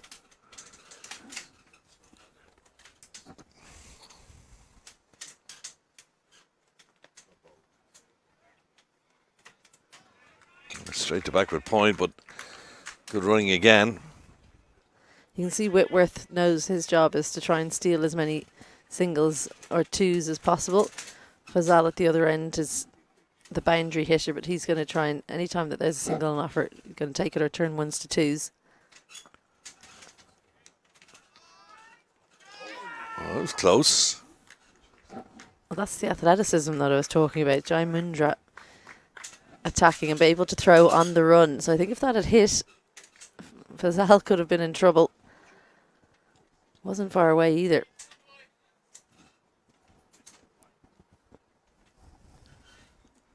Just 3 singles off the first 3 balls of this Johnson's second over.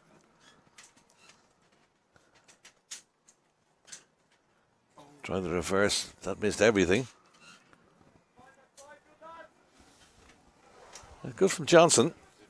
He's got to get out of it now. He's got 2 deliveries left. 3 and a bye.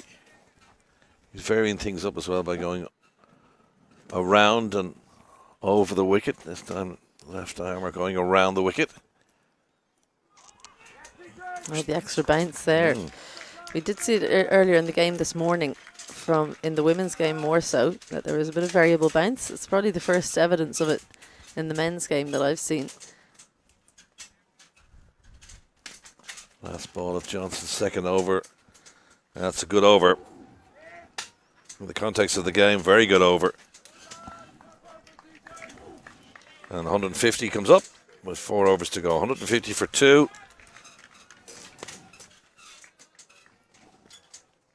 Lisburn requiring 43 runs of 24 deliveries. But the wickets and hands thing certainly does help. Absolutely, it does. And I think maybe the chat should be Whitworth, you go and attack, because Fazal is the one that's set if they get into some trouble, they need him at the crease. But Whitworth can probably afford to try and hit some boundaries in this over. You don't want to leave it to the last over. You want to win it in the kind of do the bulk of the damage in the 17th, 18th overs. I think we're in for a good finish to this game. Much tighter than the women's game, as we mentioned, which was a 9-wicket victory for Phoenix. Won it handy in the 12th over. This one is going to the wire.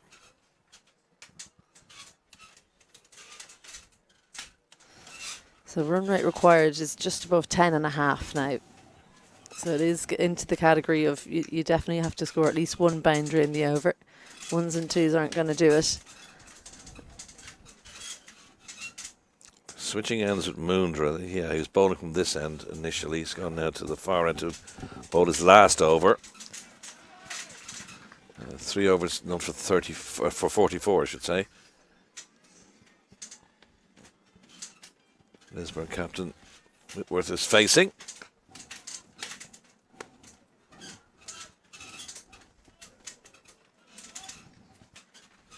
Oh, that hurt. Cool evening out there. The ball stung the fingers.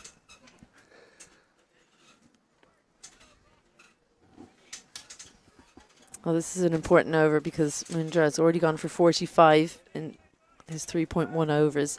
We've mentioned before he's got the extra pace on the ball, so if he gets it even slightly wrong, the ball can race away. Third is up inside the ring, so is fine. So he has to bowl full, cover long off, long on, mid-wicket and square the 5 out.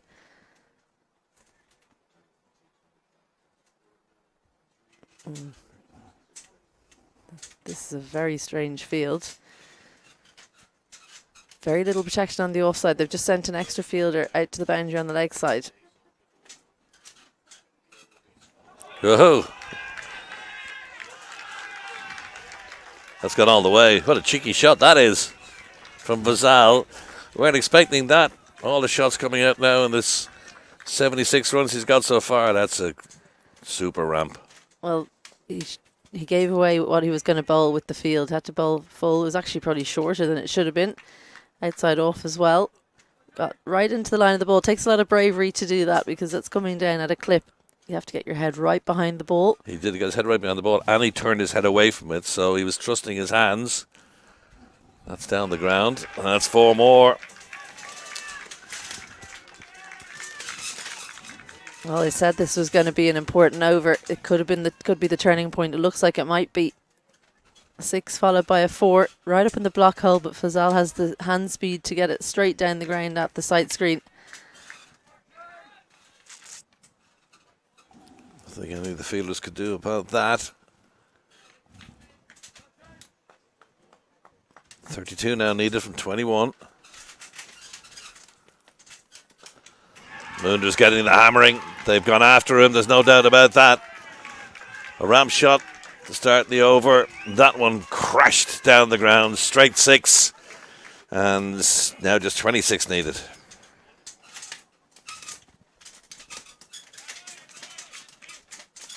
Not a bad delivery, just a really good shot. Didn't even get his feet in a good position, Fazal. As we said, he trusts his hands. Gets the bat through quickly enough to lift it over wide long off for 6. Moondra, can he try a change-up, do something to... Yeah, there's the change-up finally, but a little bit too late in the over. The damage has already been done. 2 6s. They're going to come back for a second on the misfield. And Leinster in disarray. Yeah, they're in real trouble now. Runs to win is getting towards equality with the balls remaining. And those 8 wickets in hand too. Expensive over this one. 19 from it already, 1 delivery remaining. Could be the over that changes the course of this game. All right, and that's down the ground. There's a fielder down there, though, and gone. 19 runs from the over. Fazal throws his head back in despair. He got as far as 88. Terrific knock from 49 deliveries, but straight down the throat of the fielder. That's long off. And he perishes with a score of 169 for 3 now. A brilliant knock from Fazal. He was eyeing up his 100, but with the finish line in sight, he's just not made the clean contact we're so used to seeing from him. Went one more shot, came around it. As soon as he hit it, he knew he hadn't hit it well. No mistake made there. We've seen a few put down today, but that one taken. So could that be the small little light opening up the door for Leinster to come back?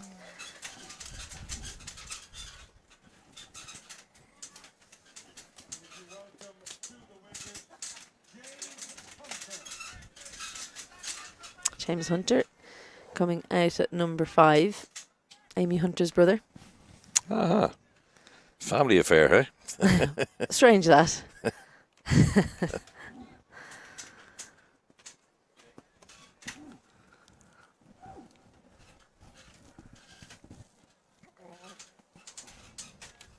Everybody seems to want to wear 24 out there. Since I was wearing 24, and now Hunter comes out wearing... That's his jumper. It's his jumper. He's taking his jumper off him. That's what he has, isn't he? Be a bit sweaty now at this stage. I don't think he was wearing it for his batting innings. I would hope not. I'd say it's a lot cooler on the sideline than it was out in the middle with all the running that Fazal was doing. Spare a thought for the commentators when you're wearing someone else's jumper. Yeah. So Hunter, a hard-hitting batsman.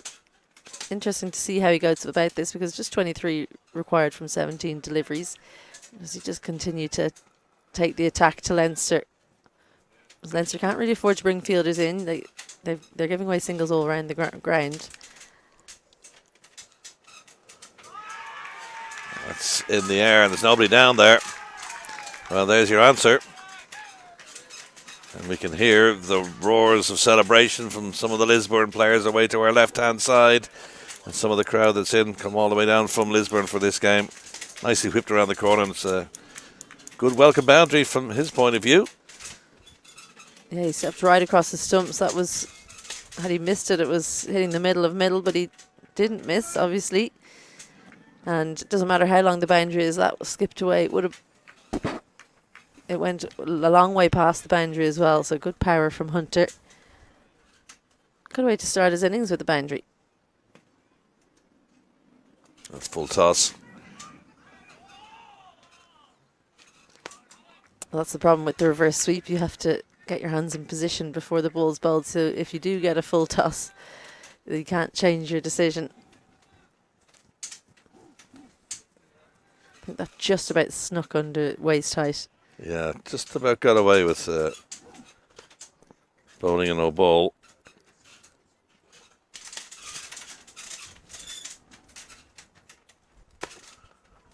That's went right through him.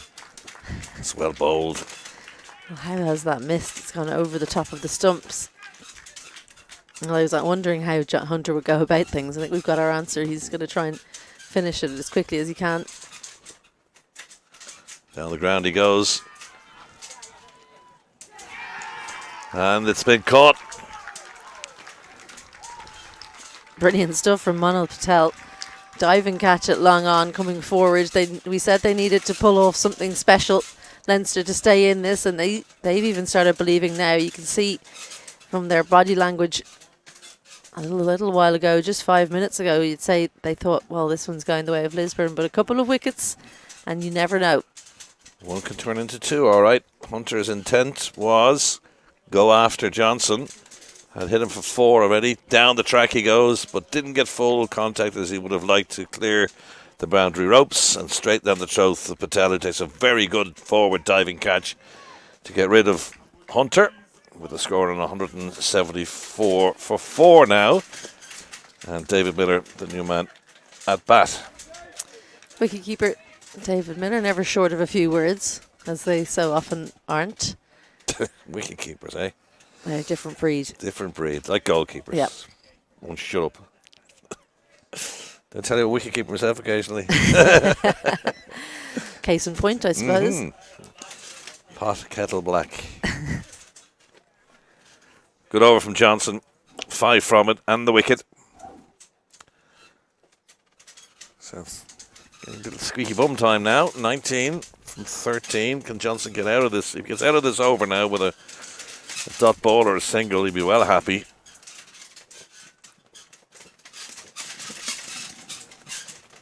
That's a good stop on the boundary. Should come back for the second. Oh, and it's going to be close. It's out. He's run him out.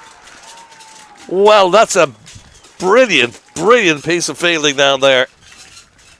Jai Mundra coming in clutch with the run out.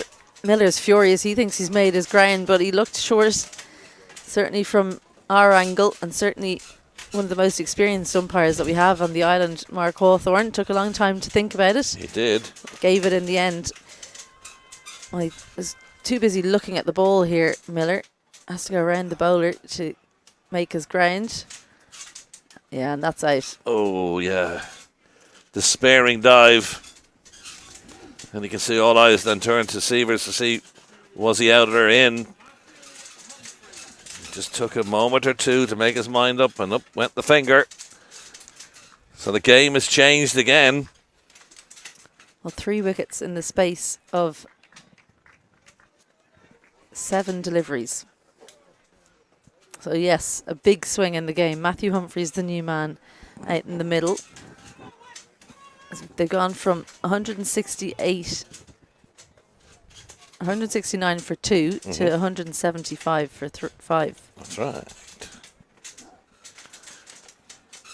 2 catches and a run out. Their fielding has been the better in the two teams. So can that be the difference?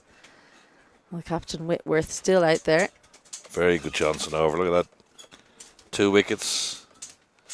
2 dots as well. 2 dots. Just the 5 runs from it. And you could see the Leinster players cock a hoop when they ran out Miller.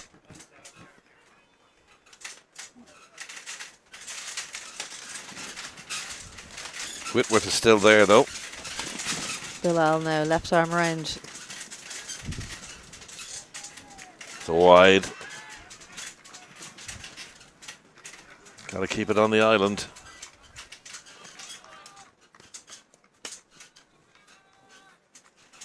Because it's a concession of a run, plus the ball has to be bowled again.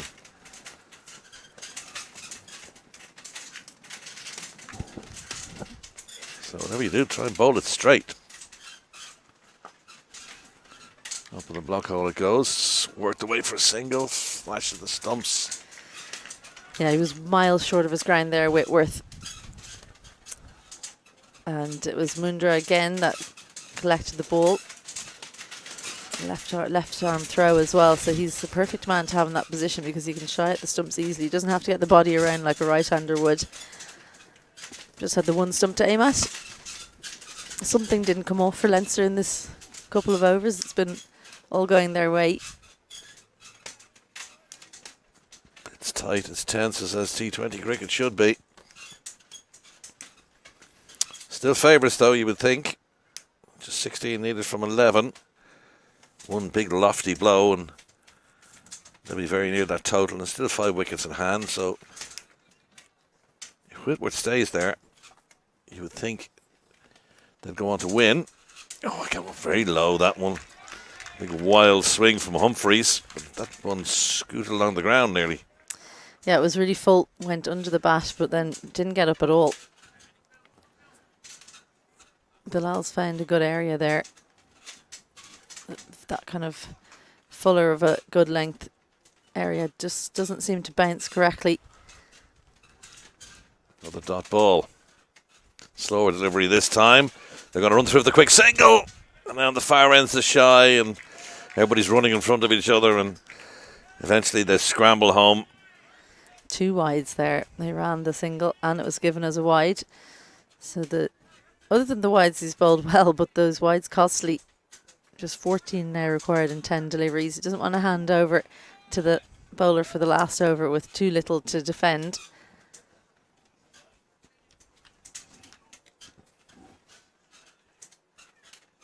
So bowling wides is costly. You give away a run and the ball has to be bowled again. On that occasion they ran a second wide.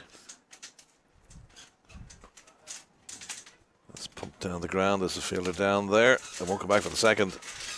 Well, there was a call of 2, but That was never really on. He's an excellent fielder down there, Mano Patel. Get it in quickly too. Patel got it into his hands very quickly and then released it immediately.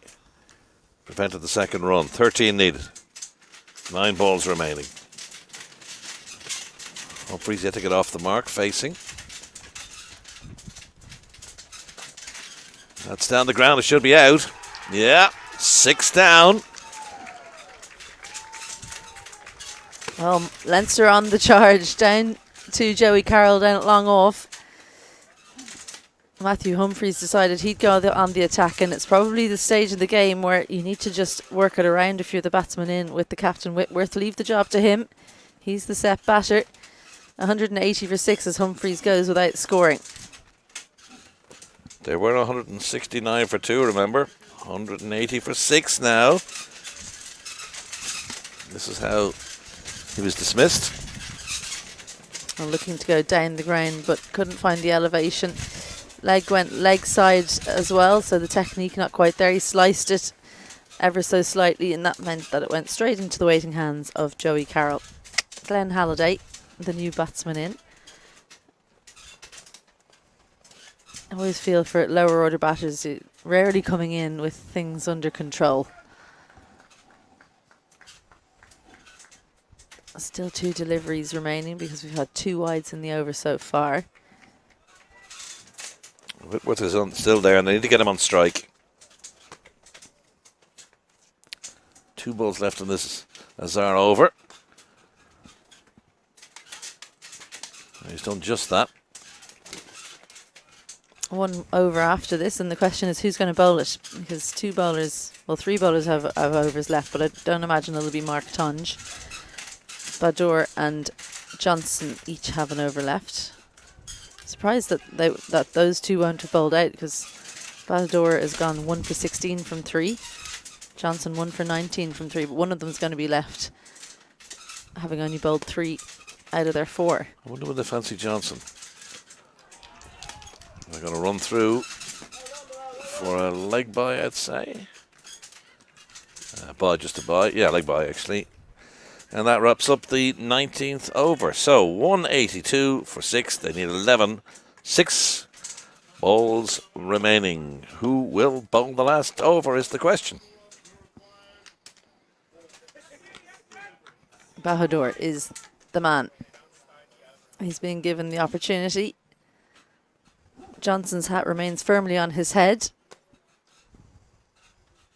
So the mystery spinner coming back on the final over. He's got 11 runs to defend. Well, Lisburn looked all the way the winners. And we also have to ask the question, will there be a super over? That's a possibility. Yeah. They get 10. Those are his figures so far. Really good economy rate of 5.3. 1 wicket in there as well. And he looks like someone who loves to have this opportunity. There are certain bowlers who want to be the ones with ball in hand in the clutch moments. They're worth their weight in gold in your team if you can have a couple of them. Well, the right man is on strike from Lisburn's point of view. Whitworth, 26. Oh, that could be close. Not given, it hit the back leg. Yeah, but it's a dot ball. Just outside off stump. Let's have a look, but I'm pretty sure this is outside off stump. But the excitement and the way the wickets have been falling in the last few overs, you think it might have been given out, but no. Aidan Seaver, I think it might have gone on and hit the stumps, but it's definitely hit him outside off stump. Still a dot ball, so still 11 needed from 5 now. It's in the air. It's going to fall short. They're going to come back for the second. Good running. I just wondered, should they change personnel? It's Craig Mackay out there on the boundary. He's a wicket keeper. He's not as quick as, say, a Jai Mundra. He's probably the quickest fielder in the team. He's at point, and I think that might be a little bit of a waste, having him in the ring. 4 to go. Heaved into the leg side. Will they come back for the second? There's a fumble. They won't. Good fielding down there. Even with the fumble, got the throw away quickly. Yeah, Johnson, that's the second time we've seen him fumble. One of the times he has given away the second, but that time there was no added runs due to the fumble. They've got the nerves in them, don't they, Leinster, in the field a little bit. Hardly surprising. There's a National Cup on the line here. Halliday, the man on strike, is on one. They could do it a boundary here. It's like he's bowling so cleverly. He's just taken all of the pace off the ball. Tristan De Beer being sent out there to the boundary. They've decided he is the best fielder in the team. I think himself and Jai Mundra need to be in the hotspot areas. Well, it looks like they were cruising to victory at one stage, but now it's right on the line. The boundary, of course, would change everything. And Leinster really dug themselves out of this hole. Cover long off, long on, mid-wicket square, the 5 out. No one saving a single on the leg side apart from 45. They're just going to walk through for the single. 7 needed now from 2. This is really good bowling. It was a good idea there from Halliday, looking to flip the ball over the wicketkeeper. It was the quicker ball as well, so it would have gone at some pace. Just didn't make the contact needed. So it's all down to Whitworth. Oh. Such an anti-climax. Everybody expected the ball and he pulled it back. Everybody got a reset now. Slower ball in, heaved away to the leg side, and that's going to be over. Johnson's head, and it's gone for 6. Unbelievable. It just had enough legs to carry over the fielder, and 6 runs. Unbelievable. One needed. They actually changed the fielders. It's Mackay out there, and he's the taller fielder. I think that's why he was post out there, but not quite tall enough. So just the one to win. This game has just twisted and turned. It's ebbed and it's flowed like no other. And when one team looks like it's totally out, someone pulls them out of a hole. You can watch for the team in green. The teams are level now. We will have a super over if they don't score a run here. So all the field will be brought in. They've got to go up and over, or just drop the ball in front of them short and go running through for the single they need. Well, they need someone in close on the leg side. I think it was Manal Patel was trying to run in there and say, look, we can't let them just drop it into the leg side and get the single. Yeah. So they need to sacrifice one on each side, I think. They're not going to do it. Seems strange, just one needed. They really need to crowd him. Here he goes. Out! God, out! Unbelievable! Backward point. It's a super over. We're not going home yet, folks. Oh my goodness. Well, it was a quicker delivery. It was short, it was wide, it had 4 written all over it, but because the fielders were all in, there was plenty of opportunities to take the catch. It went straight to the man at short third. Took a good catch. It's Tonge, I think, who was in the short third. We are going into a super over. Well, you did write it down at the start of the over. Super over question mark. You were spot on, Isabel. Well. What a finish. It's not over yet, folks. Still have an over to go. This is the way he got out. We saw one quicker ball earlier in the over. This is the second one. Short and wide, and Tonge takes a good catch. We've talked about their fielding. Leinster kept themselves in the game with their fielding, and they've forced it to a super over. Incredibly, both teams finished on exactly the same score. 192 for 7 plays 192 for 7. Wow.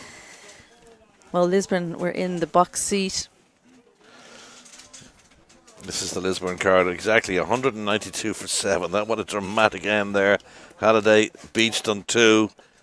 And Whitworth, the last man out there, 35 from 33. He obviously thought he'd won it.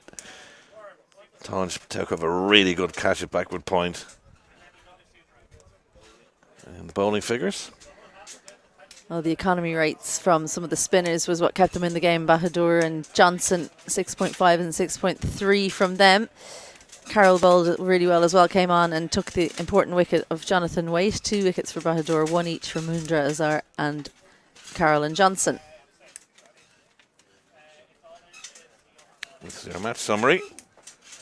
Leinster 192 for 7. Great knock there from Bahadur and also from Johnson after they were, 52 for 5. And then Lisburn, with the last ball, also make 192 for 7. So super over to come. And the excitement continues. Score ties, super over on the way. Yeah, fill us in. Super over. How does it work? Well, the team who finished batting bats first. It used to be a toss, but they've changed that rule. Now, so it's going to be Lisburn having batted second in normal play. They'll bat first. You get 1 over. You can lose as many wickets as you like, and then the other team has to try and chase it down. So it's just a microcosm of a game. It used to be that you only had 3 batters. You nominated your 3 batters, but now they just let people keep going out because obviously when you're losing wickets, you're facing dot balls as well. So it has a huge impact. Yeah, it's a game that had everything. Nice way to wrap up the domestic T20 season. We've had 2 very good games here today. Phoenix very much in command in the women's game, but this one ebbed and flowed right the way to the end.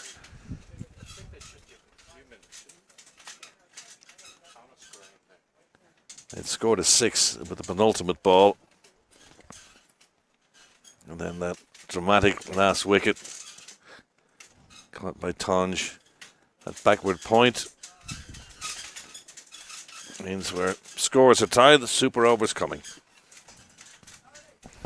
Well, the beauty of our commentary position out in the wild is that we can go and ask how long until they'll start. And match referee Graham McRae says within 5 minutes. So don't go anywhere. Maybe make a cup of tea, grab a couple of biscuits, and come back and join us here. That'd be nice, wouldn't it?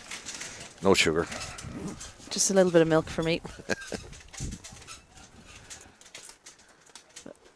But it's my first super over that I've ever commentated on. All right. So I'm excited. Yeah. Different. And it's all about who they're going to nominate to bowl and bat as well. So for Leinster, I mean, do they send in their middle order batsmen that were tonking the ball around, or do they stick to their top order? Yeah, that's the thing. Who did Leinster stand in? Is it the likes of Johnson? Maybe Bahadur. Azhar did all right for his opening the batting. Patel got 19. They're the kind of batsmen they'll be looking at, perhaps. I think it'll be Josh Manley probably with the ball for Lisburn. Maybe Joey Carroll for Leinster. All will be revealed very shortly. Just while we've got a moment or two, we have a few more interprovincial matches to go to wrap up the domestic season, and then we've got the English women coming to Ireland for 3 one-day internationals in Stormont, and then 2 T20 internationals, which will take place in Clontarf. Ireland's women have gone really well recently, despite not qualifying for the World Cup. They beat Sri Lanka 3 on the spin, the Asia Cup winners. How do you think that will go? Yeah, I think it's an exciting one. We've never had England playing over in Ireland. Would you believe our closest neighbours have never made the journey over? Not the full team anyway. So it's always a good way of measuring where you're at. I think we heard from Garfield earlier that for the Warringstown women coming down and playing against Phoenix, it's kind of a signal to them about where they're at. And it's kind of similar for Ireland, although I think that they'll put up a really good fight against England. Well, that's all to come. So the 2 batsmen they've sent out now. Fazal's gone back out wearing 24. And it's David Miller. 41. Surprise. Well, I think this is because they knew who was going to bowl. They knew Saqib was going to bowl, and he's very, very good on the sweep, is Miller. We saw him, his one delivery he hit very sweetly. He got run out coming back for the second. Maybe Johnny Waite might be the man to send out there the big hitter, but they decided not to. There's obviously tactics involved here.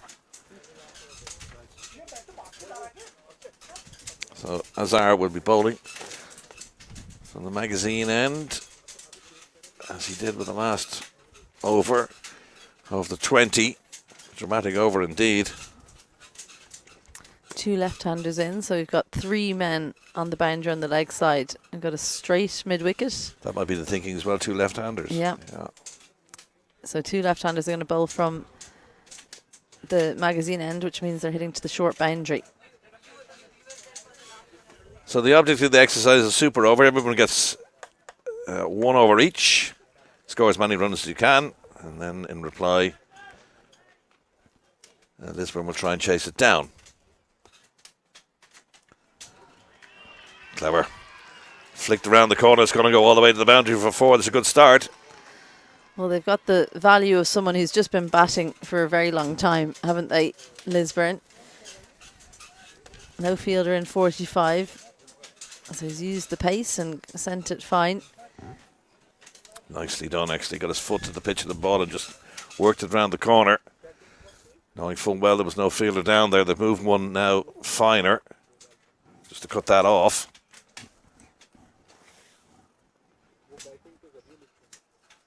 Square leg, quite a straight mid-wicket, long on, long off, and cover on the boundary.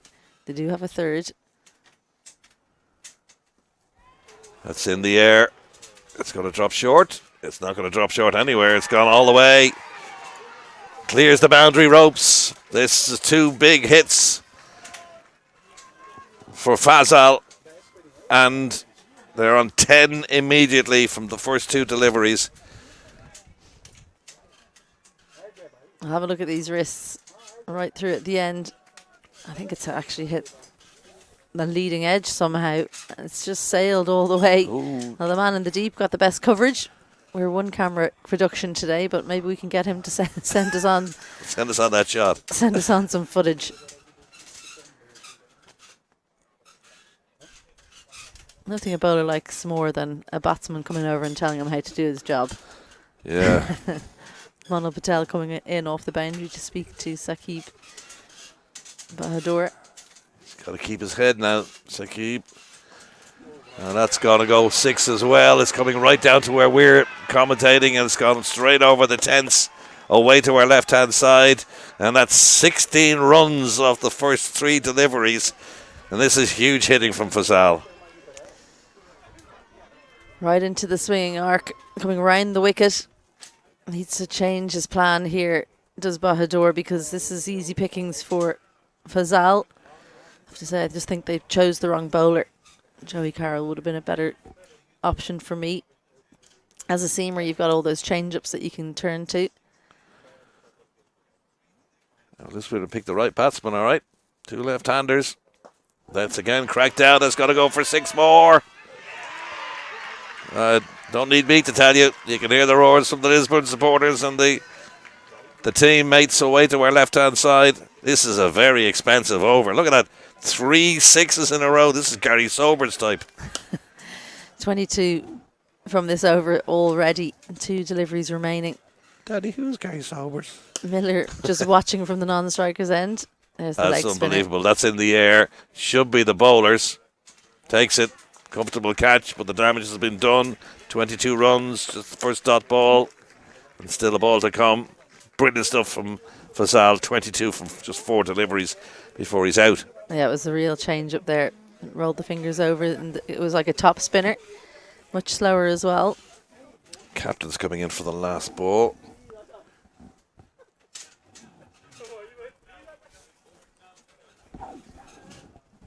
Neil Whitworth.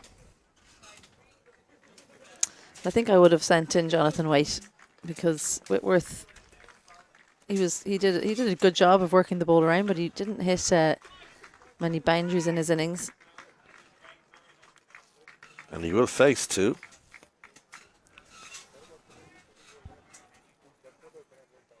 Miller not wearing any pads. Oh, I've just realised. That's unusual. I don't think I've ever seen that before. Well, actually, he's not facing. That's what he's done. He's taken the pads off, so he's not facing. That gives him the capacity to run yeah. without the pads on. Can you do I've that? I've I mean, actually that's- wondered that in the yeah. past, if you're allowed to do that. And I'm too much of a rule follower to actually follow through with not wearing the pads on the final delivery. But now that I've seen it, one to note for the future. Yeah, the umpire would have said something, obviously, if that was illegal. I haven't seen that before. Have you? Nope. Well, I saw him shouting at his teammates over here and the support staff as he was running off with the pads.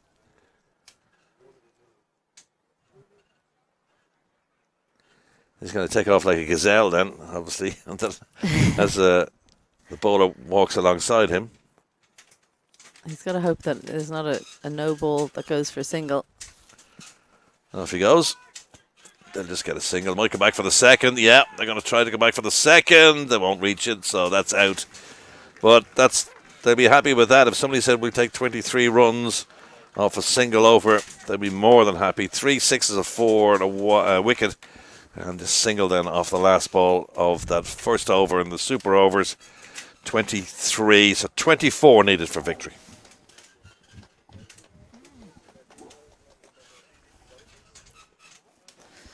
Well, it felt like it wasn't a game that was going to go to the end, but it's going to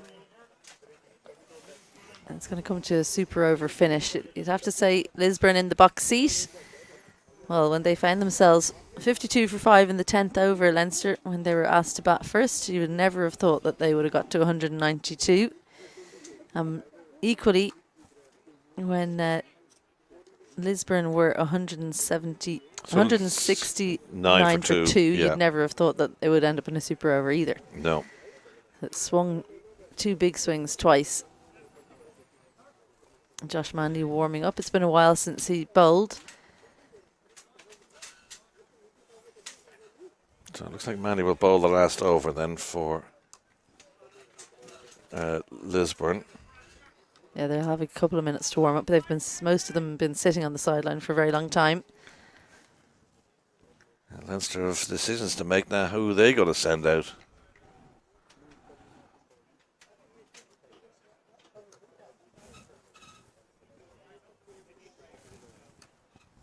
Will Johnson get another opportunity?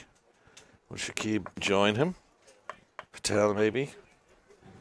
All to be decided in the next moment or two. Teams usually know who they're going to send out before the game. They will have nominated people, but I don't think that they probably would have had Thomas Johnson in that lineup, but he's the man who top scored for them. They might have to make room for him. Well, Lisburn did the sensible thing, didn't they? They sent out the 2 left-handers, and that paid dividends for them. There you can see on your screen, 24 runs needed of 6 deliveries. That's a huge ask.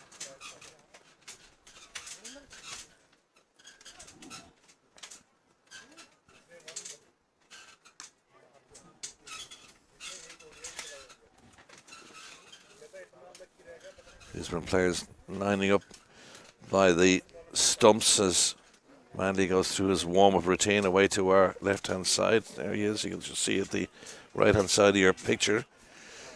Getting a warm-up routine going. David Miller as well as the wicket-keeper. Getting a few balls thrown to him from Mark Adair, who's not playing today. Irish international. Oh, I'm sure they would have loved to have him bowling today, wouldn't they? He would have no doubt have taken the super over if he was playing, but Josh Manley was definitely the pick of the bowlers for Lisburn, so he's a good substitute. Captain of the Munster Reds. Well, the crowd here have been royally entertained today in this T20 competition. Phoenix the winners earlier on of the women's. Who will win the men's? That's looking Lisburn, isn't it? No, it is definitely looking Lisburn. That was a great over from their point of view, Fazal. hitting the ball to all parts. I'm just waiting with bated breath to I see. think Carroll is one of them. I can see away to my left-hand side. Joey Carroll looks like he's been prepped.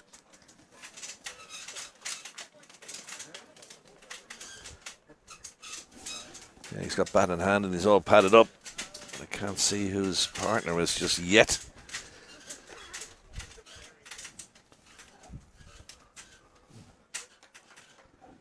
Mano Patel. Patel. So they're going with their experienced senior batsmen rather than the youngsters who helped them get to the super over. 2 right-handers as well, so that goes against them. Patel scored 19, Carroll scored 10 in their innings.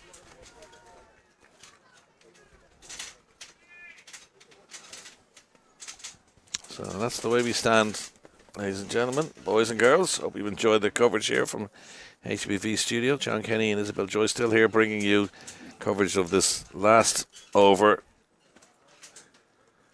Well, theoretically the last over. If the scores are tied, we'll do it all over again. 23 for a super over. Another super over.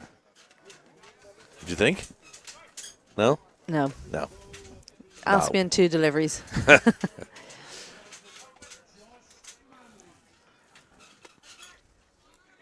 Getting quite dark here now in Phoenix. It feels like this game has gone on for an age.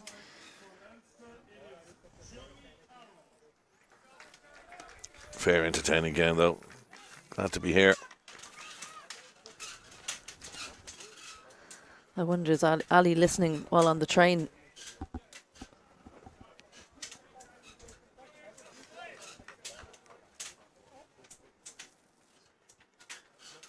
Josh Manley looks very comfortable with ball in hand there. Doesn't seem too stressed. He's got 24 runs to defend. Last bit of loosening up from Manley. Here we go.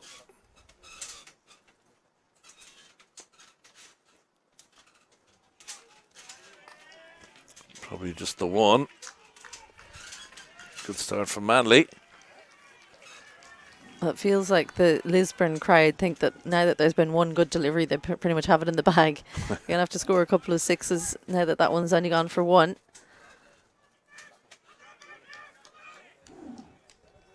Manil Patel.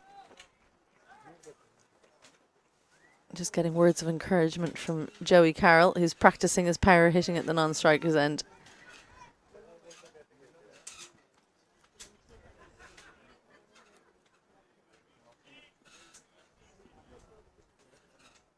Can Leinster do this? This is an enormous task now. That's 4. That's 6. That's a flat 6. Josh Manley can't quite believe it. He's turned around, put his hands over his mouth in just amazement because, well, he's supremely strong through the point region. We know that about Mano Patel, but even for him, this is incredible. The whip of the wrists at the end just gives it that extra little bit of power to send it over the rope. We saw some big sixes from Fazal. That one still counts the same. You only have to get it 1 inch over the rope. Oh. Out of shot. The ball was thrown at the bowler and it just clipped his head. That was why the reaction. Apologies if I startled anybody. Runs to win, 17. 4 balls left. That was an amazing shot. I thought it was going to dip before the line and go for 4, but it just had enough impetus to get over the line, over the ropes. Well, in the game proper, he was really good at forcing the batters to hit to the bigger boundary, Josh Manley. But not on that occasion. Bowled it into the swing, into the strength of Patel. Into the leg side. Should be 2. Oh, another good feeling down there. Matthew Humphreys almost almost crashed into Hunter in the deep there, but Hunter just about pulled out in time, and Humphreys took a really good catch earlier. He's saved 2 because that one was got travelling down the hill. It was his foot on the ropes. Well, there's applause from the spectator down there.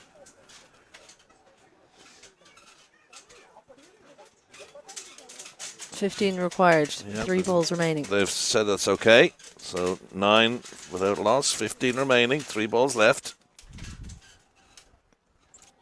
That's a swing and a miss. Well, celebrations off field because barring any mistakes from Josh Manley, that should be the win for Lisburn. Yeah, maximum they can get is 12. Keep it inside the lines. Keep it, make sure it bounces once. Keep your foot behind the line. Exactly. All those No things. free hits, no wides. 2 balls remaining, 15 to win. It's in the air. And it's caught. What a catch. That's a good way to almost wrap things up. Diving catch that was.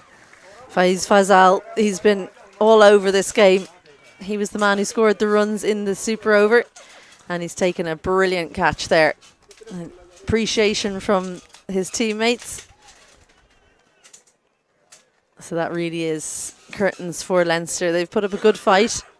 It's the man who's coming out right now who gave them that opportunity, Thomas Johnson, but he's only got 1 delivery remaining. A slower delivery from Josh Manley. Good diving catch from Fazal. Yeah, and he took it off his bootlaces there.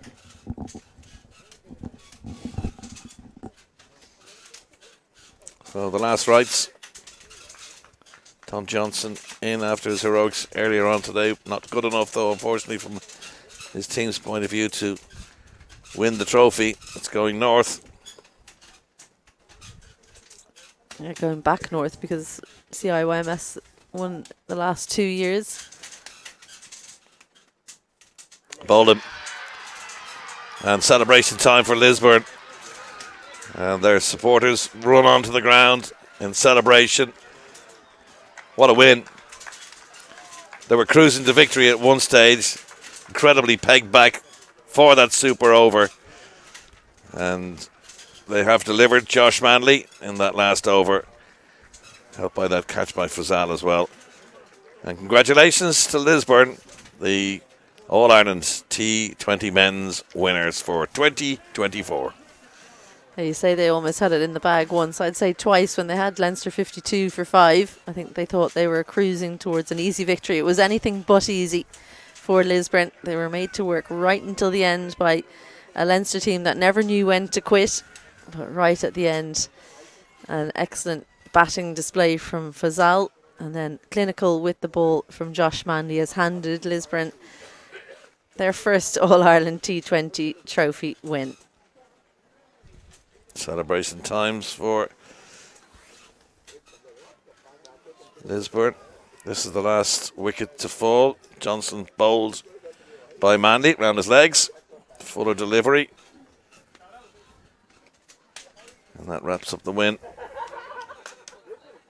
Winning in the super over to take the trophy north. Lisburn, congratulations to them. 23 they scored. In reply, Leinster could only score 9. I think maybe on the balance they probably deserved it. Let's go through the cards quickly before we wrap things up for you here in Phoenix. Here's the Leinster innings. Well, they didn't have a good time of it to start off with. Top order really didn't fire for Leinster, but then Bahadur alongside Johnson, who came in at number 7. They piled on the runs, both of them in and around and above actually for Johnson, the 200 strike rate. They managed to elevate that total up to 192 for 7 in their 20 overs, having been down and out at the halfway point in their innings. Lisburn's bowling figures. 2 for Manley. Very good figures for him, 2 for 20. Humphreys took a couple and Captain Whitworth chipped in with a couple as well.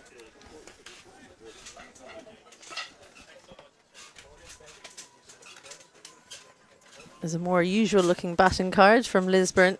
Fazal and Waite opening up. Waite entertained everyone, exactly 200 strike rate from him as well, 48 from 24. Fazal just knocking it around until he lost his partner, and then he marshalled the innings after that, 88 from 50. Really accelerated at the end when he was with Whitworth. But once he was dismissed at plethora of wickets fell, and in the end they couldn't get over the line, just about equaling the exact same score as Leinster, 192 for 7 in the end. And the bowling figures there. Shakib bowled at the death, 2 for 26. Also bowled that super over. And got tonked. Moondra expensive.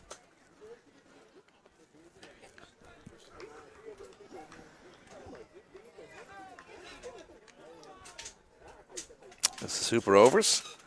So Zal, 22 runs from 5 balls. That laid the platform for the victory in the super over.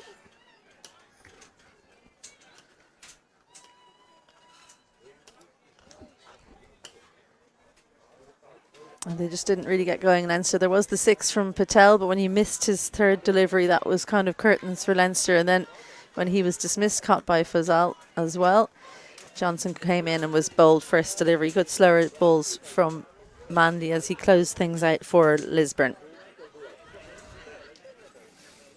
And that's the way the match has gone.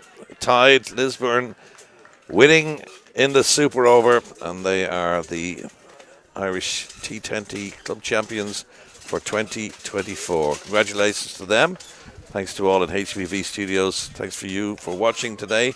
Thanks to Isabel and Ali and John Kenny. Hope you've enjoyed the coverage. We have a few more interprovincial matches to bring you, as well as the England internationals, Ireland against England next month. But from all of us here at the Phoenix Club in the Phoenix Park, it's bye for now.